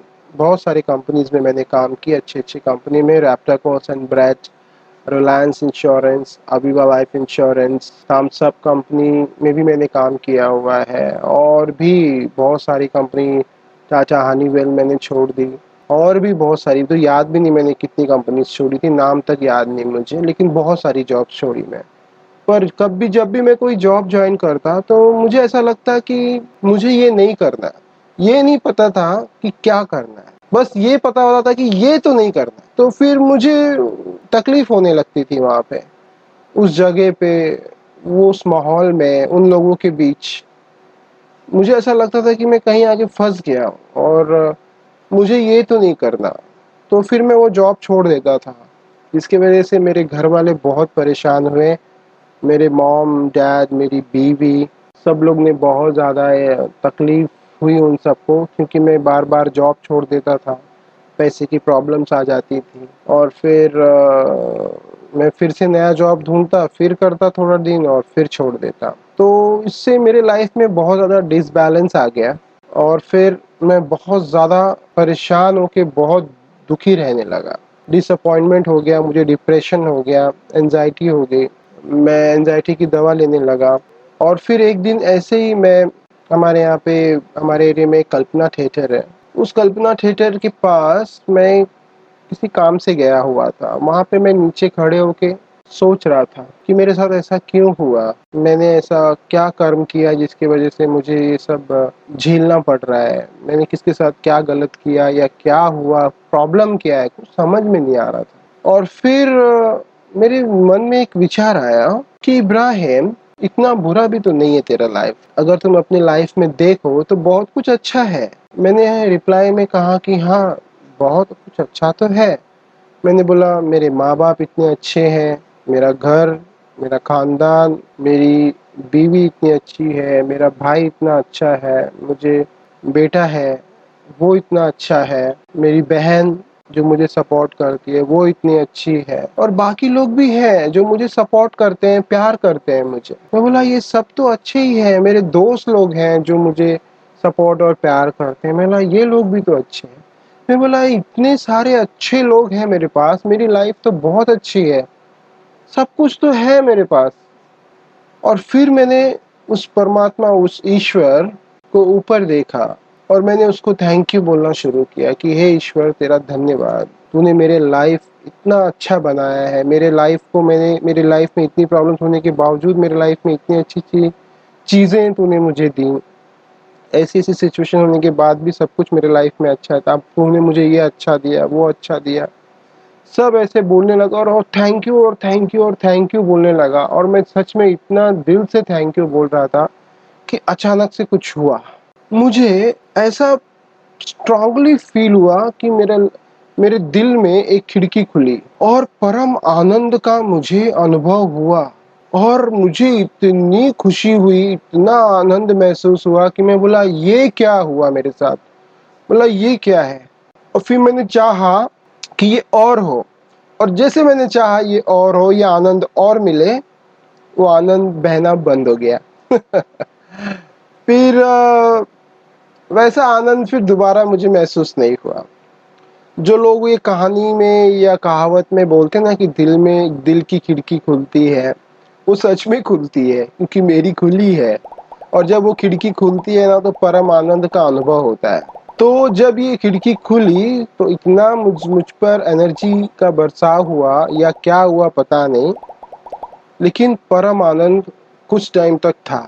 और इतना परम आनंद मैंने जिंदगी में पहले महसूस तो नहीं किया था। उसके पहले ध्यान में अलग ही आनंद आता था, वो तो अलग ही चीज थी जो ध्यान में आनंद आता है, लेकिन दिल के थ्रू जब कुछ आता है तो वो तो फैंटास्टिक है, उसका तो कोई कंपैरिजन ही नहीं है।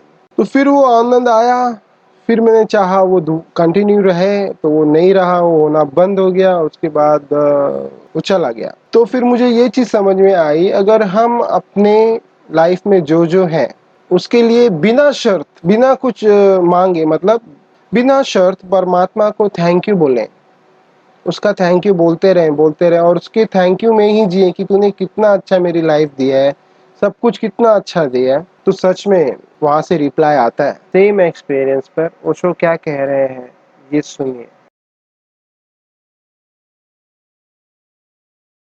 पहली दफा जब ध्यान का उन्हें अनुभव होता है तो अपूर्व हो, फिर बस मुश्किल हो जाती। पहले ध्यान के अनुभव के बाद बड़ी मुश्किल हो जाती। जब तक न हुआ था तब तक भी कम से कम चैन था कि अपने को अभी हुआ नहीं, होगा। एक दफा हुआ, एक दफा खुल गए कपाट, अचानक तुमने पाया कि तुम मंदिर के भीतर हो, रसमग्न, सब भांति डूब गए। अब बड़ी मुश्किल। अब तुम चाहते हो रोज रोज ऐसा हो। इतना स्वादिष्ट था अनुभव, ऐसा मधुर था। तुम चाहो ना तो ही आश्चर्य होगा। तुम्हारी चाह स्वाभाविक, तुम चाहते हो अब रोज रोज हो, जब भी ध्यान करूं तब हो। अब तुम ध्यान करते हो और नहीं होता। अब तुम जितनी चेष्टा करते हो बुलाने की, उतना ही मुश्किल होता चला जाता, क्योंकि तुम्हारी चेष्टा में तो तुम मौजूद हो जाते हो और तुम्हारी मौजूदगी ही बाधा है। और तुम्हारी चेष्टा के कारण ध्यान तो लगता ही नहीं। ध्यान का तो अर्थ है निश्चेष्ट हो जाना, वासना शून्य हो जाना। परमात्मा की वासना भी जब नहीं होती तभी परमात्मा उतरता है। तो बुलावे से तो नहीं आता, कभी कभी आ जाता है, अचानक द्वार पर दस्तक दे देता है, जैसे हवा के झोंके आते, कि सूरज की किरण आती, कि एक बादल तैरता हुआ आ जाता है, कि रात में बिजली चमक जाती, अचानक अनायास, तुम्हारे प्रयास से नहीं। और फिर अड़चन होती। फिर जब तुम नहीं ला पाते, बार बार चेष्टा करके हार जाते हो, तुम्हारा अहंकार बहुत धूल धूसरित हो जाता है, तो अहंकार कहता है मैं पहले ही कहता था ये बातें होती नहीं, तुम किसी भ्रांति में पड़ गए, या कि किसी ने तुम्हें सम्मोहित कर दिया। आज से ख्याल रखो, जब भी जीवन में कुछ अपूर्व घटे जिसको तुम न तो समझा सको और न समझ सको, तो उसे संजो के रखना, उसे फेंक मत देना। वो दोहरता ना हो तो कल्पना मत कह देना, वो फिर ना आए तो इंकार मत कर देना। ये अनुभव ऐसा अपूर्व है कि फिर आता नहीं। इसे संभाल के रखते जाना। एक अनुभव हुआ, फिर महीने बीत जाएंगे, दूसरा अनुभव होगा, उसे भी संभाल के रख लेना। ऐसे धीरे धीरे अनुभव की संपदा बढ़ती जाएगी। इन्हीं अनुभव के छोटे छोटे ईंट पत्थर गारे से परमात्मा का मंदिर निर्मित होता है। फिर जैसे जैसे तुम ये जानने लगोगी कि मेरे मांगने से नहीं होता, तुम मांगोगे नहीं और ज्यादा होगा।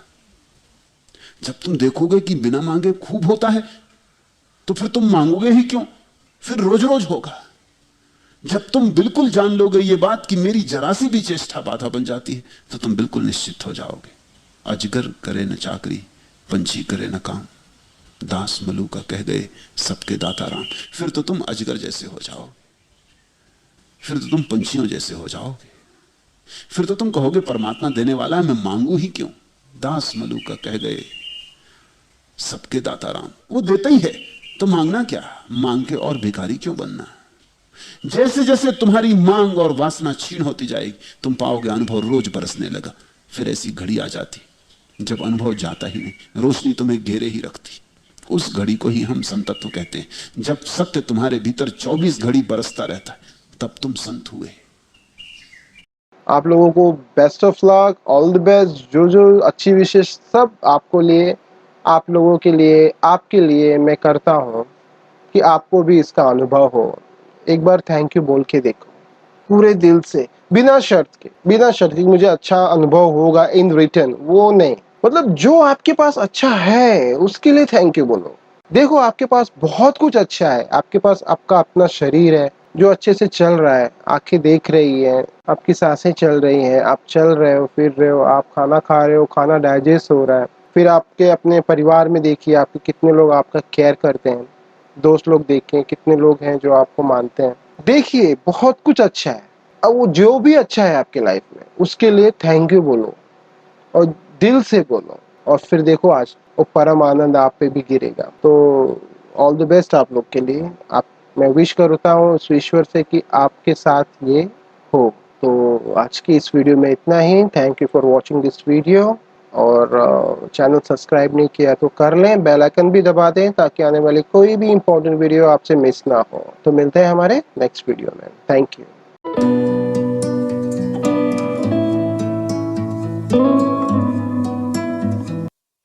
Hello and welcome to my channel Maitreya. आज मैं आप लोगों को एक बहुत ही ज़्यादा इम्पोर्टेंट बात बताने वाला हूँ कि सरलता से साक्षी भाव में कैसे आए।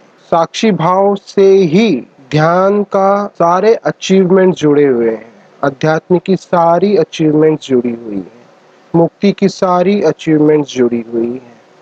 आपने साक्षी भाव को साध लिया तो समझो मोक्ष गारंटीड आपकी जेब में। ठीक है, तो सिर्फ मेरे ये जो मैं आपको टेक्निक बताने वाला हूँ ये मेरा आजमाया हुआ टेक्निक है, और आप लोग भी मेरे इंस्ट्रक्शन को फॉलो करेंगे तो 100% साक्षी भाव तुम्हारा, साक्षी में स्थिति हो जाएगी तुम्हारी 100%। कोई मुश्किल नहीं है। ओके, आसान है, सरल है, मुझ पे भरोसा रखिए, जो मैं बोलता हूँ वो कीजिए, आपको साक्षी भाव उपलब्ध हो जाएगा। साक्षी भाव उपलब्ध हुआ मतलब परमात्मा आपका, आप परमात्मा की, आप खुद परमात्मा। तो चलिए शुरू करते हैं आज का ये वीडियो शुरू करने के पहले रिक्वेस्ट है, जिसने ये चैनल सब्सक्राइब नहीं किया तो वो कर लें, बेल आइकन का भी बटन दबा दें ताकि आने वाली कोई भी इंपॉर्टेंट वीडियो आपसे मिस ना हो। तो आइए शुरू करते हैं। आप कहीं पे बैठ जाइए, आराम से चलते फिरते भी कर सकते हैं ये, लेकिन जब आपको बैठ कर ये अचीव होगा तो आप चलते फिरते कर सकते हो। पहले ही चलते फिरते ट्राई मत करो, ठीक है, वो बाद में करना। पहले आप एक जगह बैठ जाइए आराम से, और जगह हो तो लेट जाइए और फिर अपने बॉडी को थोड़ा स्ट्रेच कीजिए। जितनी एनर्जी आपके हाथ पैर कमर सर गर्दन में अटकी हुई है सबको रिलीज कीजिए, तानिए सबको, थोड़ा सा स्ट्रेच कीजिए, सारी एनर्जी निकल जाएगी। तो आराम से उठ के बैठ जाइए। बैठने के बाद में आप अपने श्वासों पे ध्यान दीजिए। सांस आ रही है, सांस जा रही है, सांस आ रही है, सांस जा रही है। बहुत लोगों को ये लगता है कि वो सांसों पे ध्यान केंद्रित कर लेंगे तो वो साक्षी में, यही साक्षी है, ध्यान सांसों पे ध्यान केंद्रित करना ही साक्षी है। ऐसा नहीं है मेरे भाई, ये नहीं है, ये रास्ता है, ये सीढ़ी है। इस सीढ़ी से चढ़ के आपको साक्षी भाव अटेंड करना है, पाना है। ठीक है, तो सांस आ रही है, सांस जा रही है, ठीक है। इसमें 2 मिनट भी लग सकता है, 5 मिनट भी लग सकता है, एक दिन में भी हो जाएगा, किसी को 4-5 दिन लगेगा, पर हो जाएगा, इजी है। तो देखिए सांस आ रही है, सांस जा रही है, तो करीबन आपको 25 से 30 बार जब आप कंटिन्यू देख रहे हैं अपने आप को, सांस आ रही है, सांस जा रही है, सांस आ रही है, सांस जा रही है, इस पे आपने पूरा ध्यान केंद्रित किया हुआ है। फिर क्या होगा, आपको सडनली एक दूरी महसूस होगी अपनी बॉडी से, बॉडी आगे हो जाएगी, आप थोड़े से सरक जाएंगे पीछे, और फिर वहां पे आप रुक कर अपने आप को अंदर से देखेंगे ऐसे। फिर उस वक्त करते रहिए आप, सांस आ रही है, सांस जा रही है, और वो आपको ये दिखेगा कि मेरी बॉडी ये क्रिया कर रही है। और जब आपको ये दिखा कि मेरी बॉडी ये कर रही है, मैं नहीं कर रहा, मैं तो इसको करते हुए देख रहा हूं, तब आप समझो कि आपने साक्षी में स्थिति प्राप्त कर ली है। बहुत इजी है, बहुत सरल है, बिल्कुल टफ नहीं है। जैसे ये साधु महात्मा बताते हैं कि बहुत मुश्किल होता है, जन्मों जन्म लग जाते हैं, सालों साल लग जाते हैं, तब जाके ये मिलता है, ये ऐसा है नहीं वैसा, ऐसा कुछ नहीं है, बहुत इजी है। अगर आपको बताने वाला कोई अच्छा मिला हुआ है, आपको बताने वाला कोई अच्छा मिला हुआ है, आपके पास अच्छा गाइडेंस है, अगर आपको कोई सरलता से सही विधि बता रहा है तो वो बहुत सरल है। जैसे मैं तुमको बता रहा हूँ, एकदम सरल विधि, 20 30 25 40, किसी को 40 सांस तक लग सकता है, किसी को 60 लग सकता है, डिपेंड करता है आदमी की तंत्रा के ऊपर, उसका वो कितना सोया हो कितना जागा हुआ है उसके ऊपर ये डिपेंड है, पर हो जाता है, कोई मुश्किल नहीं है। फिर जैसे आपको ये दिखने लगे ना कि मेरी बॉडी सांस ले रही है और सांस छोड़ रही है और मैं नहीं ले रहा सांस, मेरी बॉडी ले रही है, जब आप पीछे सरकेंगे ना, थोड़ा लेते लेते ही पीछे सरक जाएंगे आप, ऑटोमेटिकली होगा ये, आपको करना कुछ नहीं है, बस इंस्ट्रक्शन फॉलो करना है। सांस लेते हुए खुद को देखना है, सांस छोड़ते हुए खुद को देखना है। सडनली आप एक दूरी महसूस करेंगे अपने और अपने बॉडी के बीच में। तो वो स्थिति है साक्षी भाव की। ये स्थिति में जितना हो सके उतना रहने की कोशिश करें, इससे ना सारे सीक्रेट्स खुल जाएंगे ब्रह्मांड के आपके सामने, और आपकी आत्मा का और आपके बॉडी के बीच में जो बॉन्ड है वो भी जल्दी ही टूट जाएगा, और फिर आप ये जन्म मरण के चक्कर से भी बाहर निकल जाएंगे, साइकिल टूट जाएगा। ठीक है, और भी बहुत कुछ होगा, वो अभी मुझे बोल के फायदा नहीं, आप खुद अनुभव कर लेना जो होगा और मुझे बताना।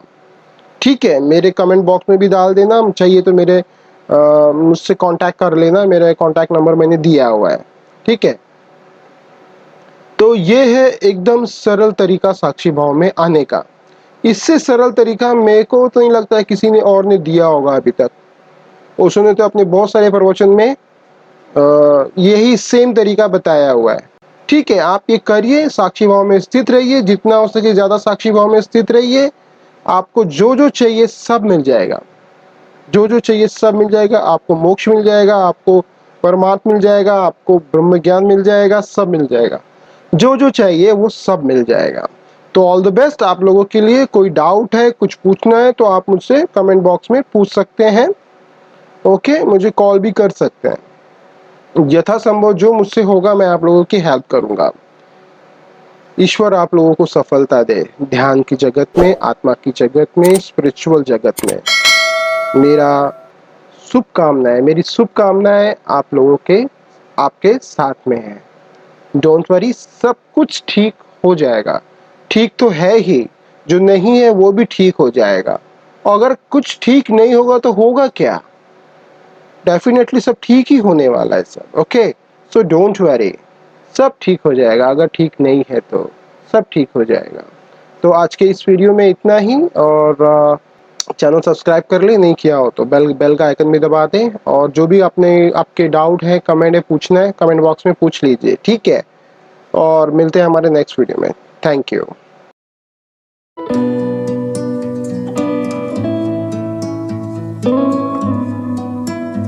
अगर हमारे अंदर कोई कमी है, कोई बुरी आदत है, तो हम उससे पीछा छुड़ाना चाहते हैं। हमें लगता है कि हम ये कहाँ आकर फंस गए, हम तो ऐसे नहीं थे, ये हमारे साथ ऐसा क्या हो गया, मैं तो अपने साथ ऐसा कभी नहीं करना चाहता था, मैं ऐसा नहीं हूँ। पर कुछ चीजें हमारे साथ हो चुकी होती हैं जिसे हम बदलना चाहते हैं। फिर हम ऐसा करने के लिए अपने साथ जबरदस्ती करने लगते हैं, अपने मन को दबाने लगते हैं, मन का दमन करने लगते हैं, अपने साथ जबरदस्ती करने लगते हैं। पर उसका रिजल्ट क्या आता है? कुछ नहीं। मन का दमन करना सॉल्यूशन नहीं है। मैंने अपने पहले के वीडियोस में भी यही कहा है कि मन का दमन ना करें, मन को ना दबाएं। मन के एनर्जी को हमें बहुत संभाल के यूज करना है ताकि वो हमारे फेवर में काम करे, हमारे अगेंस्ट में नहीं। पर कोई बात नहीं, मैं आज आप लोगों को एक ऐसा सूत्र बताऊंगा जिसके जरिए आप अपनी बुरी आदतों से पीछा छुड़ा सकते हो और बिना ज्यादा खुद को तकलीफ दिए। पर इसमें थोड़ा समय लगता है, पर ये सरलता से हो जाता है, ये बात की गारंटी है। वीडियो शुरू हो इसके पहले मैं आप लोगों को एक रिक्वेस्ट करना चाहता हूं कि अगर आपने चैनल अभी तक सब्सक्राइब नहीं किया है तो अभी कर लीजिए, ताकि आने वाली कोई भी इंपॉर्टेंट वीडियो आपसे मिस ना हो। तो चलिए शुरू करते हैं आज का वीडियो। किसी भी बुरी आदत को छुड़ाने के लिए सबसे पहले ये एक्सेप्ट करें कि आपसे ये गलती हो चुकी है और आप ही इसके लिए जिम्मेदार हैं। भले ही वो आपने जानबूझकर नहीं किया होगा, पर ये एक्सेप्ट करें। इससे क्या होता है, इससे ये होगा कि आपके अंदर एक रेस्पॉन्सिबिलिटी का भाव उठेगा जो आपको एक स्ट्रेंथ देगा कि ये जो प्रॉब्लम है वो मेरी वजह से शुरू हुई है और अब मैं ही इसे ठीक कर सकता हूँ। अगर आपने अभी ऐसा सोच लिया है तो आप एक निश्चित ही प्रज्ञावान इंसान हैं। अब मैं आपको एक सरल सा एक्सपेरिमेंट करके दिखाता हूँ। इसको ध्यान से देखिए। देखिए, ग्लास में आधा गिलास गंदा पानी है, ये मान लीजिए ये गंदा पानी हमारे अंदर की कोई बुराई है, बुरी आदत है, बैड हैबिट्स है, जिसे हम अपने अंदर से निकालना चाहते हैं। अब इस ग्लास में जो गंदा पानी है हम उसको उठाकर तो फेंक नहीं सकते, क्योंकि इंसान के साथ ऐसा नहीं कर सकते। ग्लास को तो, ग्लास में अगर गंदा पानी है तो उसको हम फेंक सकते हैं, पर इंसान के साथ ऐसा नहीं किया जा सकता। ग्लास के अंदर का ये जो गंदा पानी है वो हमारे अंदर की बुरी हैबिट्स का प्रतीक है, और ये एक साथ जमा नहीं हुआ है, ये धीरे धीरे जमा हुआ है। ओके, अब ये जो हमें इससे जो छुटकारा पाना है, जो मैं प्रोसेस अभी आपको बताऊंगा, वो भी धीरे धीरे ही अगर आप करेंगे इसको तो वो धीरे धीरे ही आराम से निकल जाएगा। एक साथ अप्लाई करने से ये काम नहीं करेगा इंसान के ऊपर। ओके, आपके अंदर ये सारी बुराई कैसे जमा हुई है?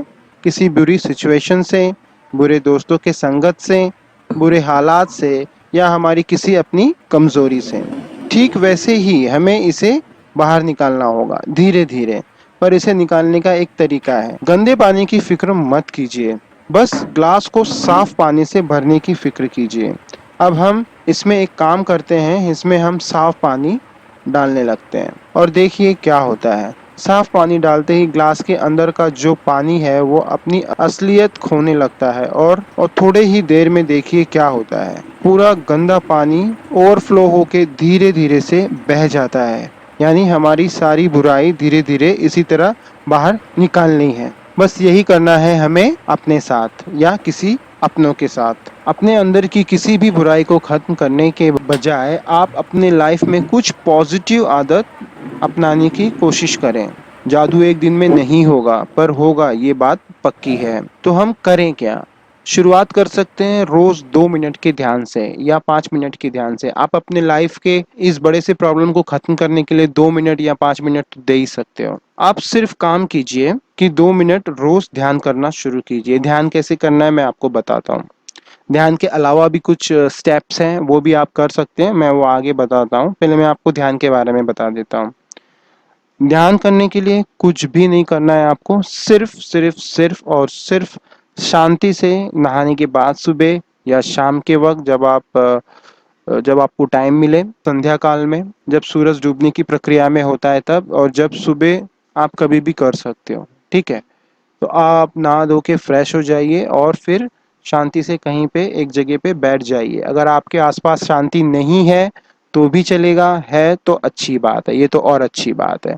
शांति से एक जगह बैठ जाइए और आंख बंद कर लीजिए, और जो भी हमको दिख रहा है आंख बंद करने के बाद, डिफरेंट डिफरेंट कलर्स हो गए या अलग अलग पिक्चर्स दिख रहे हैं हमको, तस्वीरें दिख रही हैं, थॉट्स दिख रही हैं, अलग अलग फीलिंग्स दिख रही हैं, आपको किसी में भी इन्वॉल्व नहीं होना है। आपको बस वो चीजें देखती रहनी है। बस इस चीज को इतना ही करना है। ध्यान मतलब इतना ही होता है। ओके, तो फिर क्या होता है, ये धीरे धीरे आप इसको 2 मिनट से 5 मिनट कीजिए, फिर नेक्स्ट डे 3 मिनट कीजिए, 5 मिनट कीजिए, 6 मिनट कीजिए, 7 मिनट कीजिए। थोड़ा थोड़ा थोड़ा करके आप बढ़ाते जाइए। फिर जब आपको इसमें टेस्ट आने लगेगा, वो उसे 2 से 3 दिन में ही टेस्ट आने लगेगा आपको। फिर जब इसको आपको अच्छा लगने लगेगा तो आप खुद ही इसको नहीं छोड़ोगे। तो ये क्या करता है, आपके अंदर एक पॉजिटिव एनर्जी को आपको भरने लगेगा धीरे धीरे। आपका जो लाइफस्टाइल है आप वो कैरी कीजिए, मैं उसको मना नहीं कर रहा, मैं आपको किसी चीज को रोकने के लिए नहीं कर रहा। दमन के मैं विरुद्ध हूँ, दमन से कुछ नहीं होता। हाँ, आप पॉजिटिविटी ऐड कर सकते हैं लाइफ में, जो मैं आपको बता रहा हूँ। ये ध्यान इस तरह करें, पहले 2 मिनट करें, फिर 5 मिनट, 6 मिनट, 7 मिनट, ऐसा करके धीरे धीरे बढ़ाएं, वो खुद ही बढ़ जाएगा अपने आप। बस आप इसको कंटिन्यू करें, कंटिन्यूटी की फिक्र करें, वो खुद बढ़ जाएगा। तो धीरे धीरे क्या होगा कि आपके अंदर बहुत सारी पॉजिटिव एनर्जी जमा हो जाएगी, धीरे धीरे वो बढ़ती जाएगी। तो निगेटिव जो चीजें हैं तुम्हारे अंदर, उसके लिए जगह नहीं बचेगी। ओके, वो धीरे धीरे अपने आप खत्म हो जाएगी। आपको बिना तकलीफ के आपको अपनी बुरी कोई भी आदत, किसी भी बुरी आदत से छुटकारा मिल जाएगा। और अगर आप बोल रहे हो कि मुझे ध्यान नहीं करना, कुछ और बताओ, तो कुछ और भी है। आप जिस भी ईश्वर को मानते हैं, जिस भी ऊपर वाले में आपकी श्रद्धा है, आप उनके बारे में कुछ पढ़ें या सुने, जितना हो सके सुने। तो उससे भी आपके अंदर पॉजिटिविटी आती है। तो उसको इंक्रीज करें, जितना हो सके सुने। तो वो पॉजिटिविटी जितना इंक्रीज होगी, आपकी आदत, आपकी बुरी आदत से आपको उतनी जल्दी छुटकारा मिल जाएगा। एक है अपने जो रिलीजन के जो गैदरिंग होती है, वहां पे आप जाके सम्मिलित हों, उससे भी पॉजिटिविटी आप में बढ़ती हैं, या आप कंटिन्यू अपने ईश्वर का, आप जिनको भी मानते हैं उनका ध्यान कर सकते हैं, उनका नाम ले सकते हैं कंटिन्यू, उससे भी पॉजिटिविटी बढ़ती है। तो ये कुछ तरीके थे जिससे हमारे अंदर पॉजिटिविटी बढ़ती है। मेरे हिसाब से बेस्ट तो वो ध्यान करना ही है, जो मैंने बताया आप लोगों को, वही बेस्ट है, वो सबसे बेस्ट तरीका है, वही कीजिए और आपकी कोई भी बुरी आदत है वो छूट जाएगी कुछ ही दिनों में, ये बात गारंटीड है। और आपको जो बाकी के एडिशनल फायदे होंगे वो तो होंगे ही, और वो जब होंगे तो आप देखना वो क्या होंगे, और फिर आप मुझे उसके लिए दिली दिल बहुत थैंक यू बोलेंगे, ये तो मुझे पता है। और इसी बात पे अगर ये चैनल अभी तक सब्सक्राइब नहीं किया है तो कर दो। और मैं आपको ऑल द बेस्ट बोलना चाहता हूँ, ऑल द बेस्ट। और आपकी कोई भी बुरी आदत है अब वो आपकी लाइफ में नहीं रहेगी, बस आपको वो फॉलो करना है, वो इंस्ट्रक्शन जो मैंने आपको दिए हुए हैं। All the best. आज के इस वीडियो में इतना ही, और मिलते हैं हमारे नेक्स्ट वीडियो में। Thank you.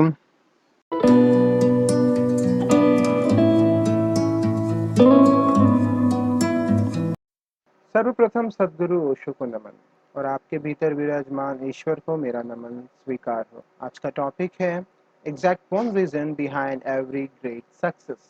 वो एक रीजन जिसकी वजह से लोग सक्सेस पाते हैं, वही मेन रीजन है, और वही मैं आज बात करने वाला हूँ। सक्सेस कौन नहीं चाहता? हमारे सोसाइटी में, फ्रेंड सर्कल में, फैमिली मेंबर में, और हम खुद लाइफ में सक्सेस होना चाहते हैं, है ना? मेन सवाल ये है कि सक्सेस मिलती किसे है और कैसे? वो क्या एग्जैक्ट रीजंस है जिससे लाइफ में सक्सेस मिलती है? आप लोगों ने अपने सराउंडिंग में, सोसाइटी में, फेसबुक सोसाइटी में ऐसे बहुत से लोग देखे होंगे जो लोगों को सक्सेसफुल होने के लिए मोटिवेट करते हैं। ऐसे बहुत सारे लोग हैं। ये सभी लोग एक कॉमन लाइन ज़रूर बोलते हैं कि कम ऑन, आप लोग कर सकते हो, आप लोग कर सकते हो, उठो, जागो, आगे बढ़ो, जैसे ये कोई नई बात बता रहे हो। डेफिनेटली हर इंसान में वो क्षमता है कि वो कुछ भी कर सकता है, पर मेन बात ये है कि क्षमता उसमें आएगी कैसे? सिर्फ आप कर सकते हो, आप कर सकते हो, और कुछ अच्छी सी स्टोरी सुना देते हैं, लोगों में थोड़ा सा जोश भर देते हैं, पर इससे कुछ रिजल्ट मिलने वाला नहीं। एक्चुअली अगर आप ध्यान दें तो ये मोटिवेट करना, या कहें लोगों में जोश भरना, ये एग्जैक्टली आया कहाँ से है? जब किसी व्यक्ति से या लोगों के समूह से इंस्टेंट कुछ बड़ा काम कराना होता था जो उनके क्षमता के बाहर होता था, या कोशिश करने पर रिजल्ट मिल सकता था, तब इस मेथड का यूज होता था। फॉर एग्जाम्पल, किसी को पहले जब लड़ने भेजना होता था, चाहे वो एक व्यक्ति हो या पूरी सेना, लड़ाई पे जाने के पहले उनको एक मोटिवेशनल स्पीच दी जाती थी ताकि वो अच्छी फाइट कर पाए। मोटिवेशनल स्पीच का असर 90% इंस्टेंट रिजल्ट पाने के लिए किया जाता था। ये मेथड शॉर्ट टाइम के लिए बहुत ज़्यादा इफेक्टिव है, पर लॉन्ग टाइम के लिए ये कुछ खास काम नहीं करता। लॉन्ग टाइम के लिए ये ज़्यादातर किसी बलून में भरे हुए हवा की तरह काम करता है, धीरे धीरे सारी हवा निकल जाती है, इसलिए ये मेथड सक्सेस पाने के लिए ज़्यादा इफेक्टिव नहीं है। एक्चुअली दो टाइप के मोटिवेशन होते हैं। First, short time motivation. Second, long time motivation. Short time motivation speech बरसाती मेढक की तरह होते हैं, थोड़े टाइम के लिए ही एक्टिव रहते हैं और फिर गायब हो जाते हैं। लॉन्ग टाइम मोटिवेशन हमारी आखिरी सांस तक काम करती रहती है, just like doctor APJ Abdul Kalam साहब। जब कोई मोटिवेशनल स्पीकर को सुनता है या किसी लाइफ चेंजिंग कॉन्सेप्ट की सीडी देखता है और फिर काफ़ी इंस्पायर हो जाता है और जोश में डिसीजन ले लेता है कुछ बड़ा करने का, कोई बिजनेस करने का, कोई प्रोजेक्ट या ऐसा कुछ जो उसके लिए इम्पॉसिबल सा लगता है, और वो मोटिवेट होकर डिसीजन ले लेता है और कुछ दिन काम करने के बाद सब कुछ छोड़ देता है और फिर वापस से वहीं पहुंच जाता है जहां से शुरू किया था, उल्टा और ज़्यादा चीज़ें बर्बाद करने के बाद। इसको मैं शॉर्ट टाइम मोटिवेशन कहता हूँ, जो ज़्यादा काम का नहीं। अब बात करते हैं लॉन्ग टाइम मोटिवेशन की। इसे बहुत से लोग सेल्फ मोटिवेशन भी बोलते हैं, पर इसको समझ नहीं पाते। कभी भी जो अपने फ्रेंड से, रिश्तेदारों से आगे बढ़ने के लिए एफर्ट लगाकर मेहनत करते हैं, वो लाइफ में ज़्यादा सक्सेसफुल नहीं हो पाते। ये चाइल्डिश एक्शन है, बच्चों वाले। तू आगे पहुंच रहा है ज़्यादा या मैं आगे पहुंचता हूँ, चलो देखते हैं। ऐसे लोग छोटे मोटे सक्सेस में फंस कर रह जाते हैं, जबकि सक्सेस का मतलब किसी और से आगे निकल जाने का बिल्कुल भी नहीं है। सक्सेस तो खुद की मंजिल को पाने का नाम है, किसी को पछाड़ने का नहीं। अब आते हैं आज के मेन टॉपिक पे। वो एक रीजन क्या है जिससे लोग लाइफ में किसी भी डायरेक्शन में, स्टेज में, फील्ड में सक्सेसफुल हो जाते हैं। वो क्या है? वो है need of success, not wish for success. Wish तो सभी करते हैं कि उनके पास भी करोड़ों का बैंक बैलेंस हो, बंगलोज हो, गाड़ी हो, प्रॉपर्टी हो, एक्सेट्रा एक्सेट्रा। लेकिन ये सब होता किसके पास है? यस, यू आर राइट, जिनको इनकी जरूरत होती है, इच्छा नहीं, जरूरत। ये बात मैं आप लोगों को एक सिंपल से एग्जाम्पल से समझाता हूँ, ध्यान दीजिएगा। मान लीजिए एक आम इंसान है किसी शहर में, मान लीजिए बॉम्बे में। वो रोज अपने जॉब पे जाने के लिए घर से निकलता है, 9 to 5 की ड्यूटी है उसकी, और वो बस पकड़कर जॉब पर जाता है। पर मुंबई की बसों में बहुत गर्दी हो और वो बस आसानी से पकड़ नहीं पाता। रोज उसको बस कैच करने में लेट हो जाता है, जिससे वो ऑफिस लेट पहुंचता है, जिससे उसका बॉस उसे रोज कुछ खरी खोटी सुना देता है और वो उसका शेड्यूल सा बन जाता है, रोज की बात हो जाती है और वो इससे बहुत ज्यादा परेशान हो जाता है। फिर वो सोचता है कि इस सिचुएशन से बाहर कैसे आया जाए। फिर सोचता है, वो किसी सोल्यूशन पे सोचते सोचते उसके दिमाग में ये बात आती है कि क्यों ना अगर वो एक बाइक ले ले तो शायद वो इस सिचुएशन से बाहर आ जाएगा। पर वो बाइक लेना उसके बजट से बाहर होता है। तो सोचता है अगर बाइक लेनी है तो क्या किया जा सकता है। तो सोचता है क्यों ना अगर वो कुछ पैसे सेविंग से ले ले, अपने कुछ पैसे अपने दोस्तों से उधारी ले ले और कुछ पैसे का वो लोन ले ले, तो वो बाइक खरीद सकता है। ध्यान दीजिएगा गाइस, अब बाइक इसकी यहाँ पे जरूरत है, विश नहीं है। और जरूरत और विश में यही फर्क है, जरूरत के बिना आपका काम नहीं चलता। विश पूरी नहीं हुई तो एक बार को चल जाता है, लेकिन जरूरत जो चीज है और वो आपके पास नहीं है तो आपका काम नहीं चलेगा। इस बंदे की बाइक एक जरूरत बन गई। वो सारे एफर्ट्स लगाकर, सारे गुणा गणित करके वो फाइनली बाइक ले लेता है। तो कहने का मतलब क्या है? जैसे ही कोई भी चीज जब आपकी जरूरत बन जाती है तब वो चीज आपको मिल जाती है, मिलनी ही है। क्योंकि जब तक वो चीज आपको नहीं मिलेगी, ना आपको सुख मिलेगा, ना चैन पड़ेगा दिमाग में, कहीं भी कुछ आपको कंफर्टेबल फील नहीं होगा। आपको बस दिमाग में एक ही चीज रहेगी कि मुझे वो चीज चाहिए। जैसे ही कोई भी चीज आपकी जरूरत बनी, समझो वो चीज आपको मिल ही चुकी है। बस आप क्या करते हैं उस वक्त? आप अपने और अपने उस जरूरत के बीच की दूरी को घटाते हैं। वो मिल तो चुकी है पहले से ही, क्योंकि आपकी वो जरूरत बन गई और वो आपको नहीं मिलेगी तो आप डेफिनेटली आपको बिल्कुल नहीं चलेगा। बस आप क्या करते हैं, जो सारे एफर्ट्स लगाते हैं वो बीच की दूरियों को मिटाने के लिए लगाते हैं। सक्सेस जरूरत होती है, इच्छा नहीं, और ना ही कंपटीशन, सिर्फ और सिर्फ जरूरत। क्या आपको है ऐसी कोई जरूरत जिसके लिए आप अपना पूरा सुख, चैन, एफर्ट, कंफर्ट जोन सब कुछ दांव पे लगा सकते हैं? अगर हाँ, ऐसा कुछ सच में आपके पास है तो वो आपको जरूर मिलेगा, या अभी तक मिल चुका होगा, या मिलने वाला होगा। मेरी बेस्ट विशेस आपके साथ हैं। तो इन सारी बातों से फाइनल बात ये निकल के आई कि सक्सेस उसी को मिलती है जिनको सक्सेस एक जरूरत होती है, विश नहीं। ओके? और अगर आपके पास कुछ भी ऐसा रीजंस नहीं है, जरूरत नहीं है, और फिर भी आप सक्सेसफुल होना चाहते हैं, तो डोंट वरी, उपाय है। फिर भी उपाय है। आपको अपना सब कुछ अपने संकल्प को सौंपना होगा। संकल्प से आप वो सब अचीव कर सकते हैं आप जो भी सोच सकते हैं, पर संकल्प पावर को यूज करने का सही तरीका आपको पता होना चाहिए। इस वीडियो के पार्ट 2 में मैं आपको ये बताऊंगा कि संकल्प पावर को जनरेट कैसे करते हैं, स्टोर कैसे करते हैं और उसका यूज कैसे करते हैं, और आपको अपने लाइफ में जो भी अचीव करना है उससे आप संकल्प पावर से कैसे ईजिली अचीव कर पाएंगे। तो ज़रूर देखिए पार्ट 2, और अपने कमेंट ज़रूर लिखिए कमेंट बॉक्स में, और इस वीडियो को लाइक कीजिए, शेयर कीजिए और सब्सक्राइब करना तो बिल्कुल ना भूलें। मिलते हैं हमारे नेक्स्ट वीडियो में। Thank you.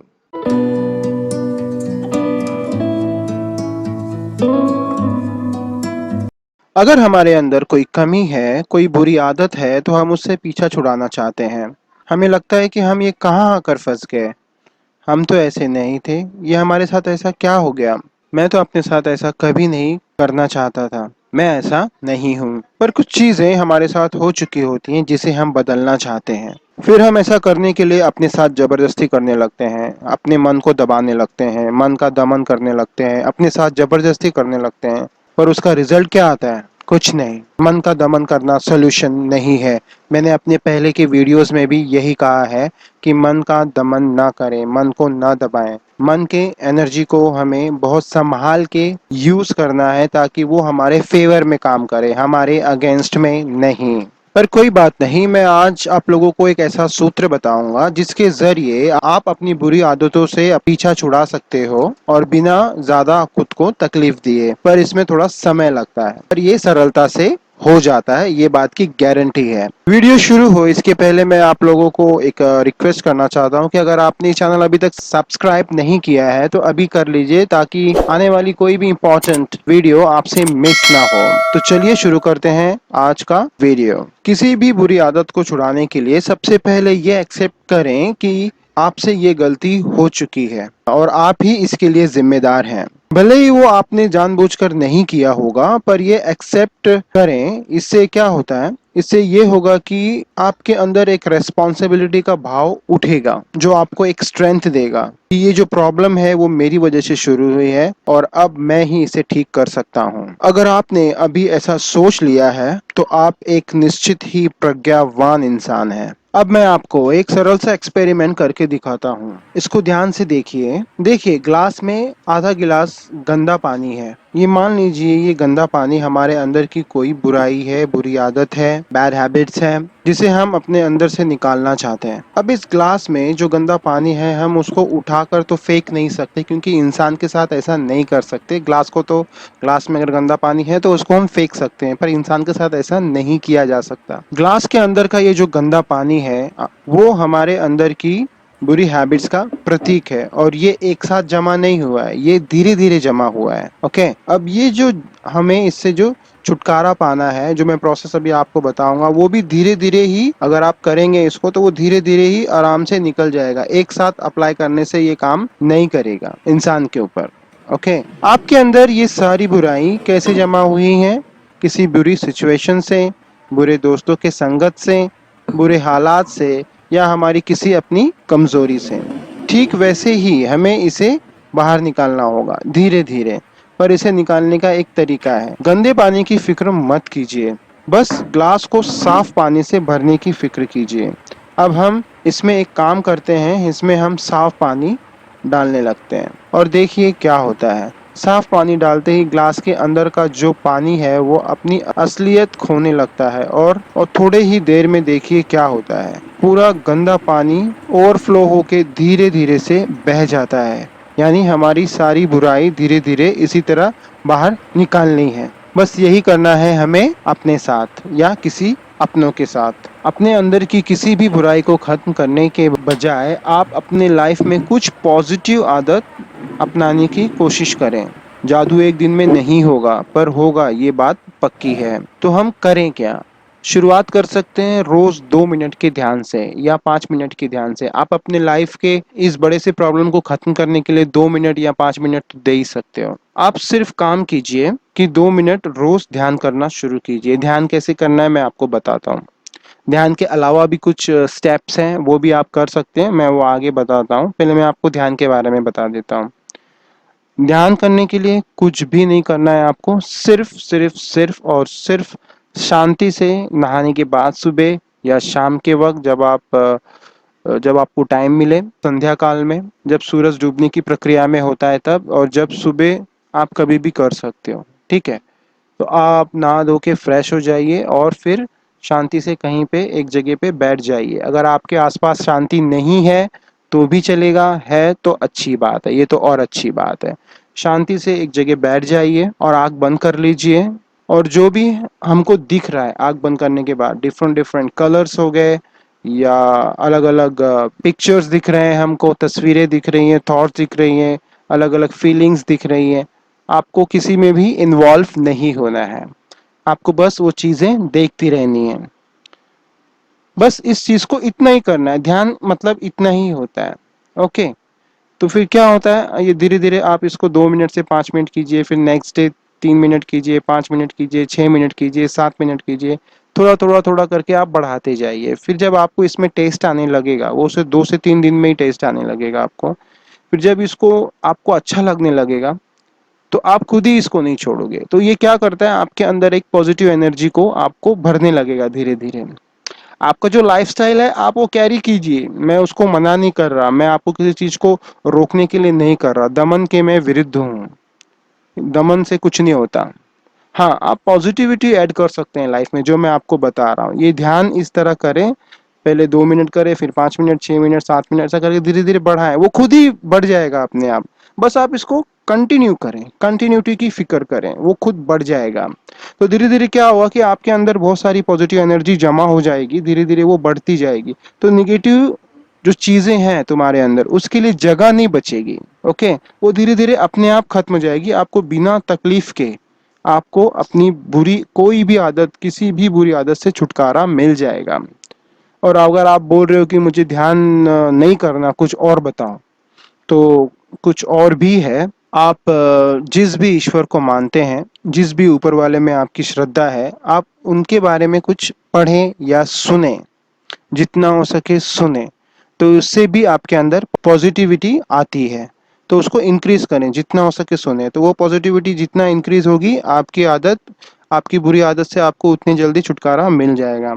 एक है अपने जो रिलीजन के जो गैदरिंग होती है, वहां पे आप जाके सम्मिलित हों, उससे भी पॉजिटिविटी आप में बढ़ती है। या आप कंटिन्यू अपने ईश्वर का, आप जिनको भी मानते हैं उनका ध्यान कर सकते हैं, उनका नाम ले सकते हैं कंटिन्यू, उससे भी पॉजिटिविटी बढ़ती है। तो ये कुछ तरीके थे जिससे हमारे अंदर पॉजिटिविटी बढ़ती है। मेरे हिसाब से बेस्ट तो वो ध्यान करना ही है, जो मैंने बताया आप लोगों को, वही बेस्ट है, वो सबसे बेस्ट तरीका है, वही कीजिए और आपकी कोई भी बुरी आदत है वो छूट जाएगी कुछ ही दिनों में, ये बात गारंटीड है।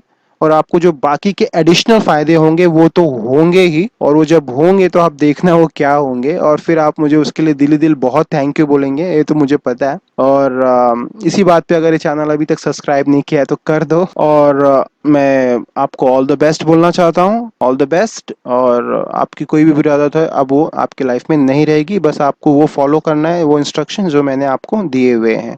All the best. आज के इस वीडियो में इतना ही, और मिलते हैं हमारे नेक्स्ट वीडियो में। Thank you.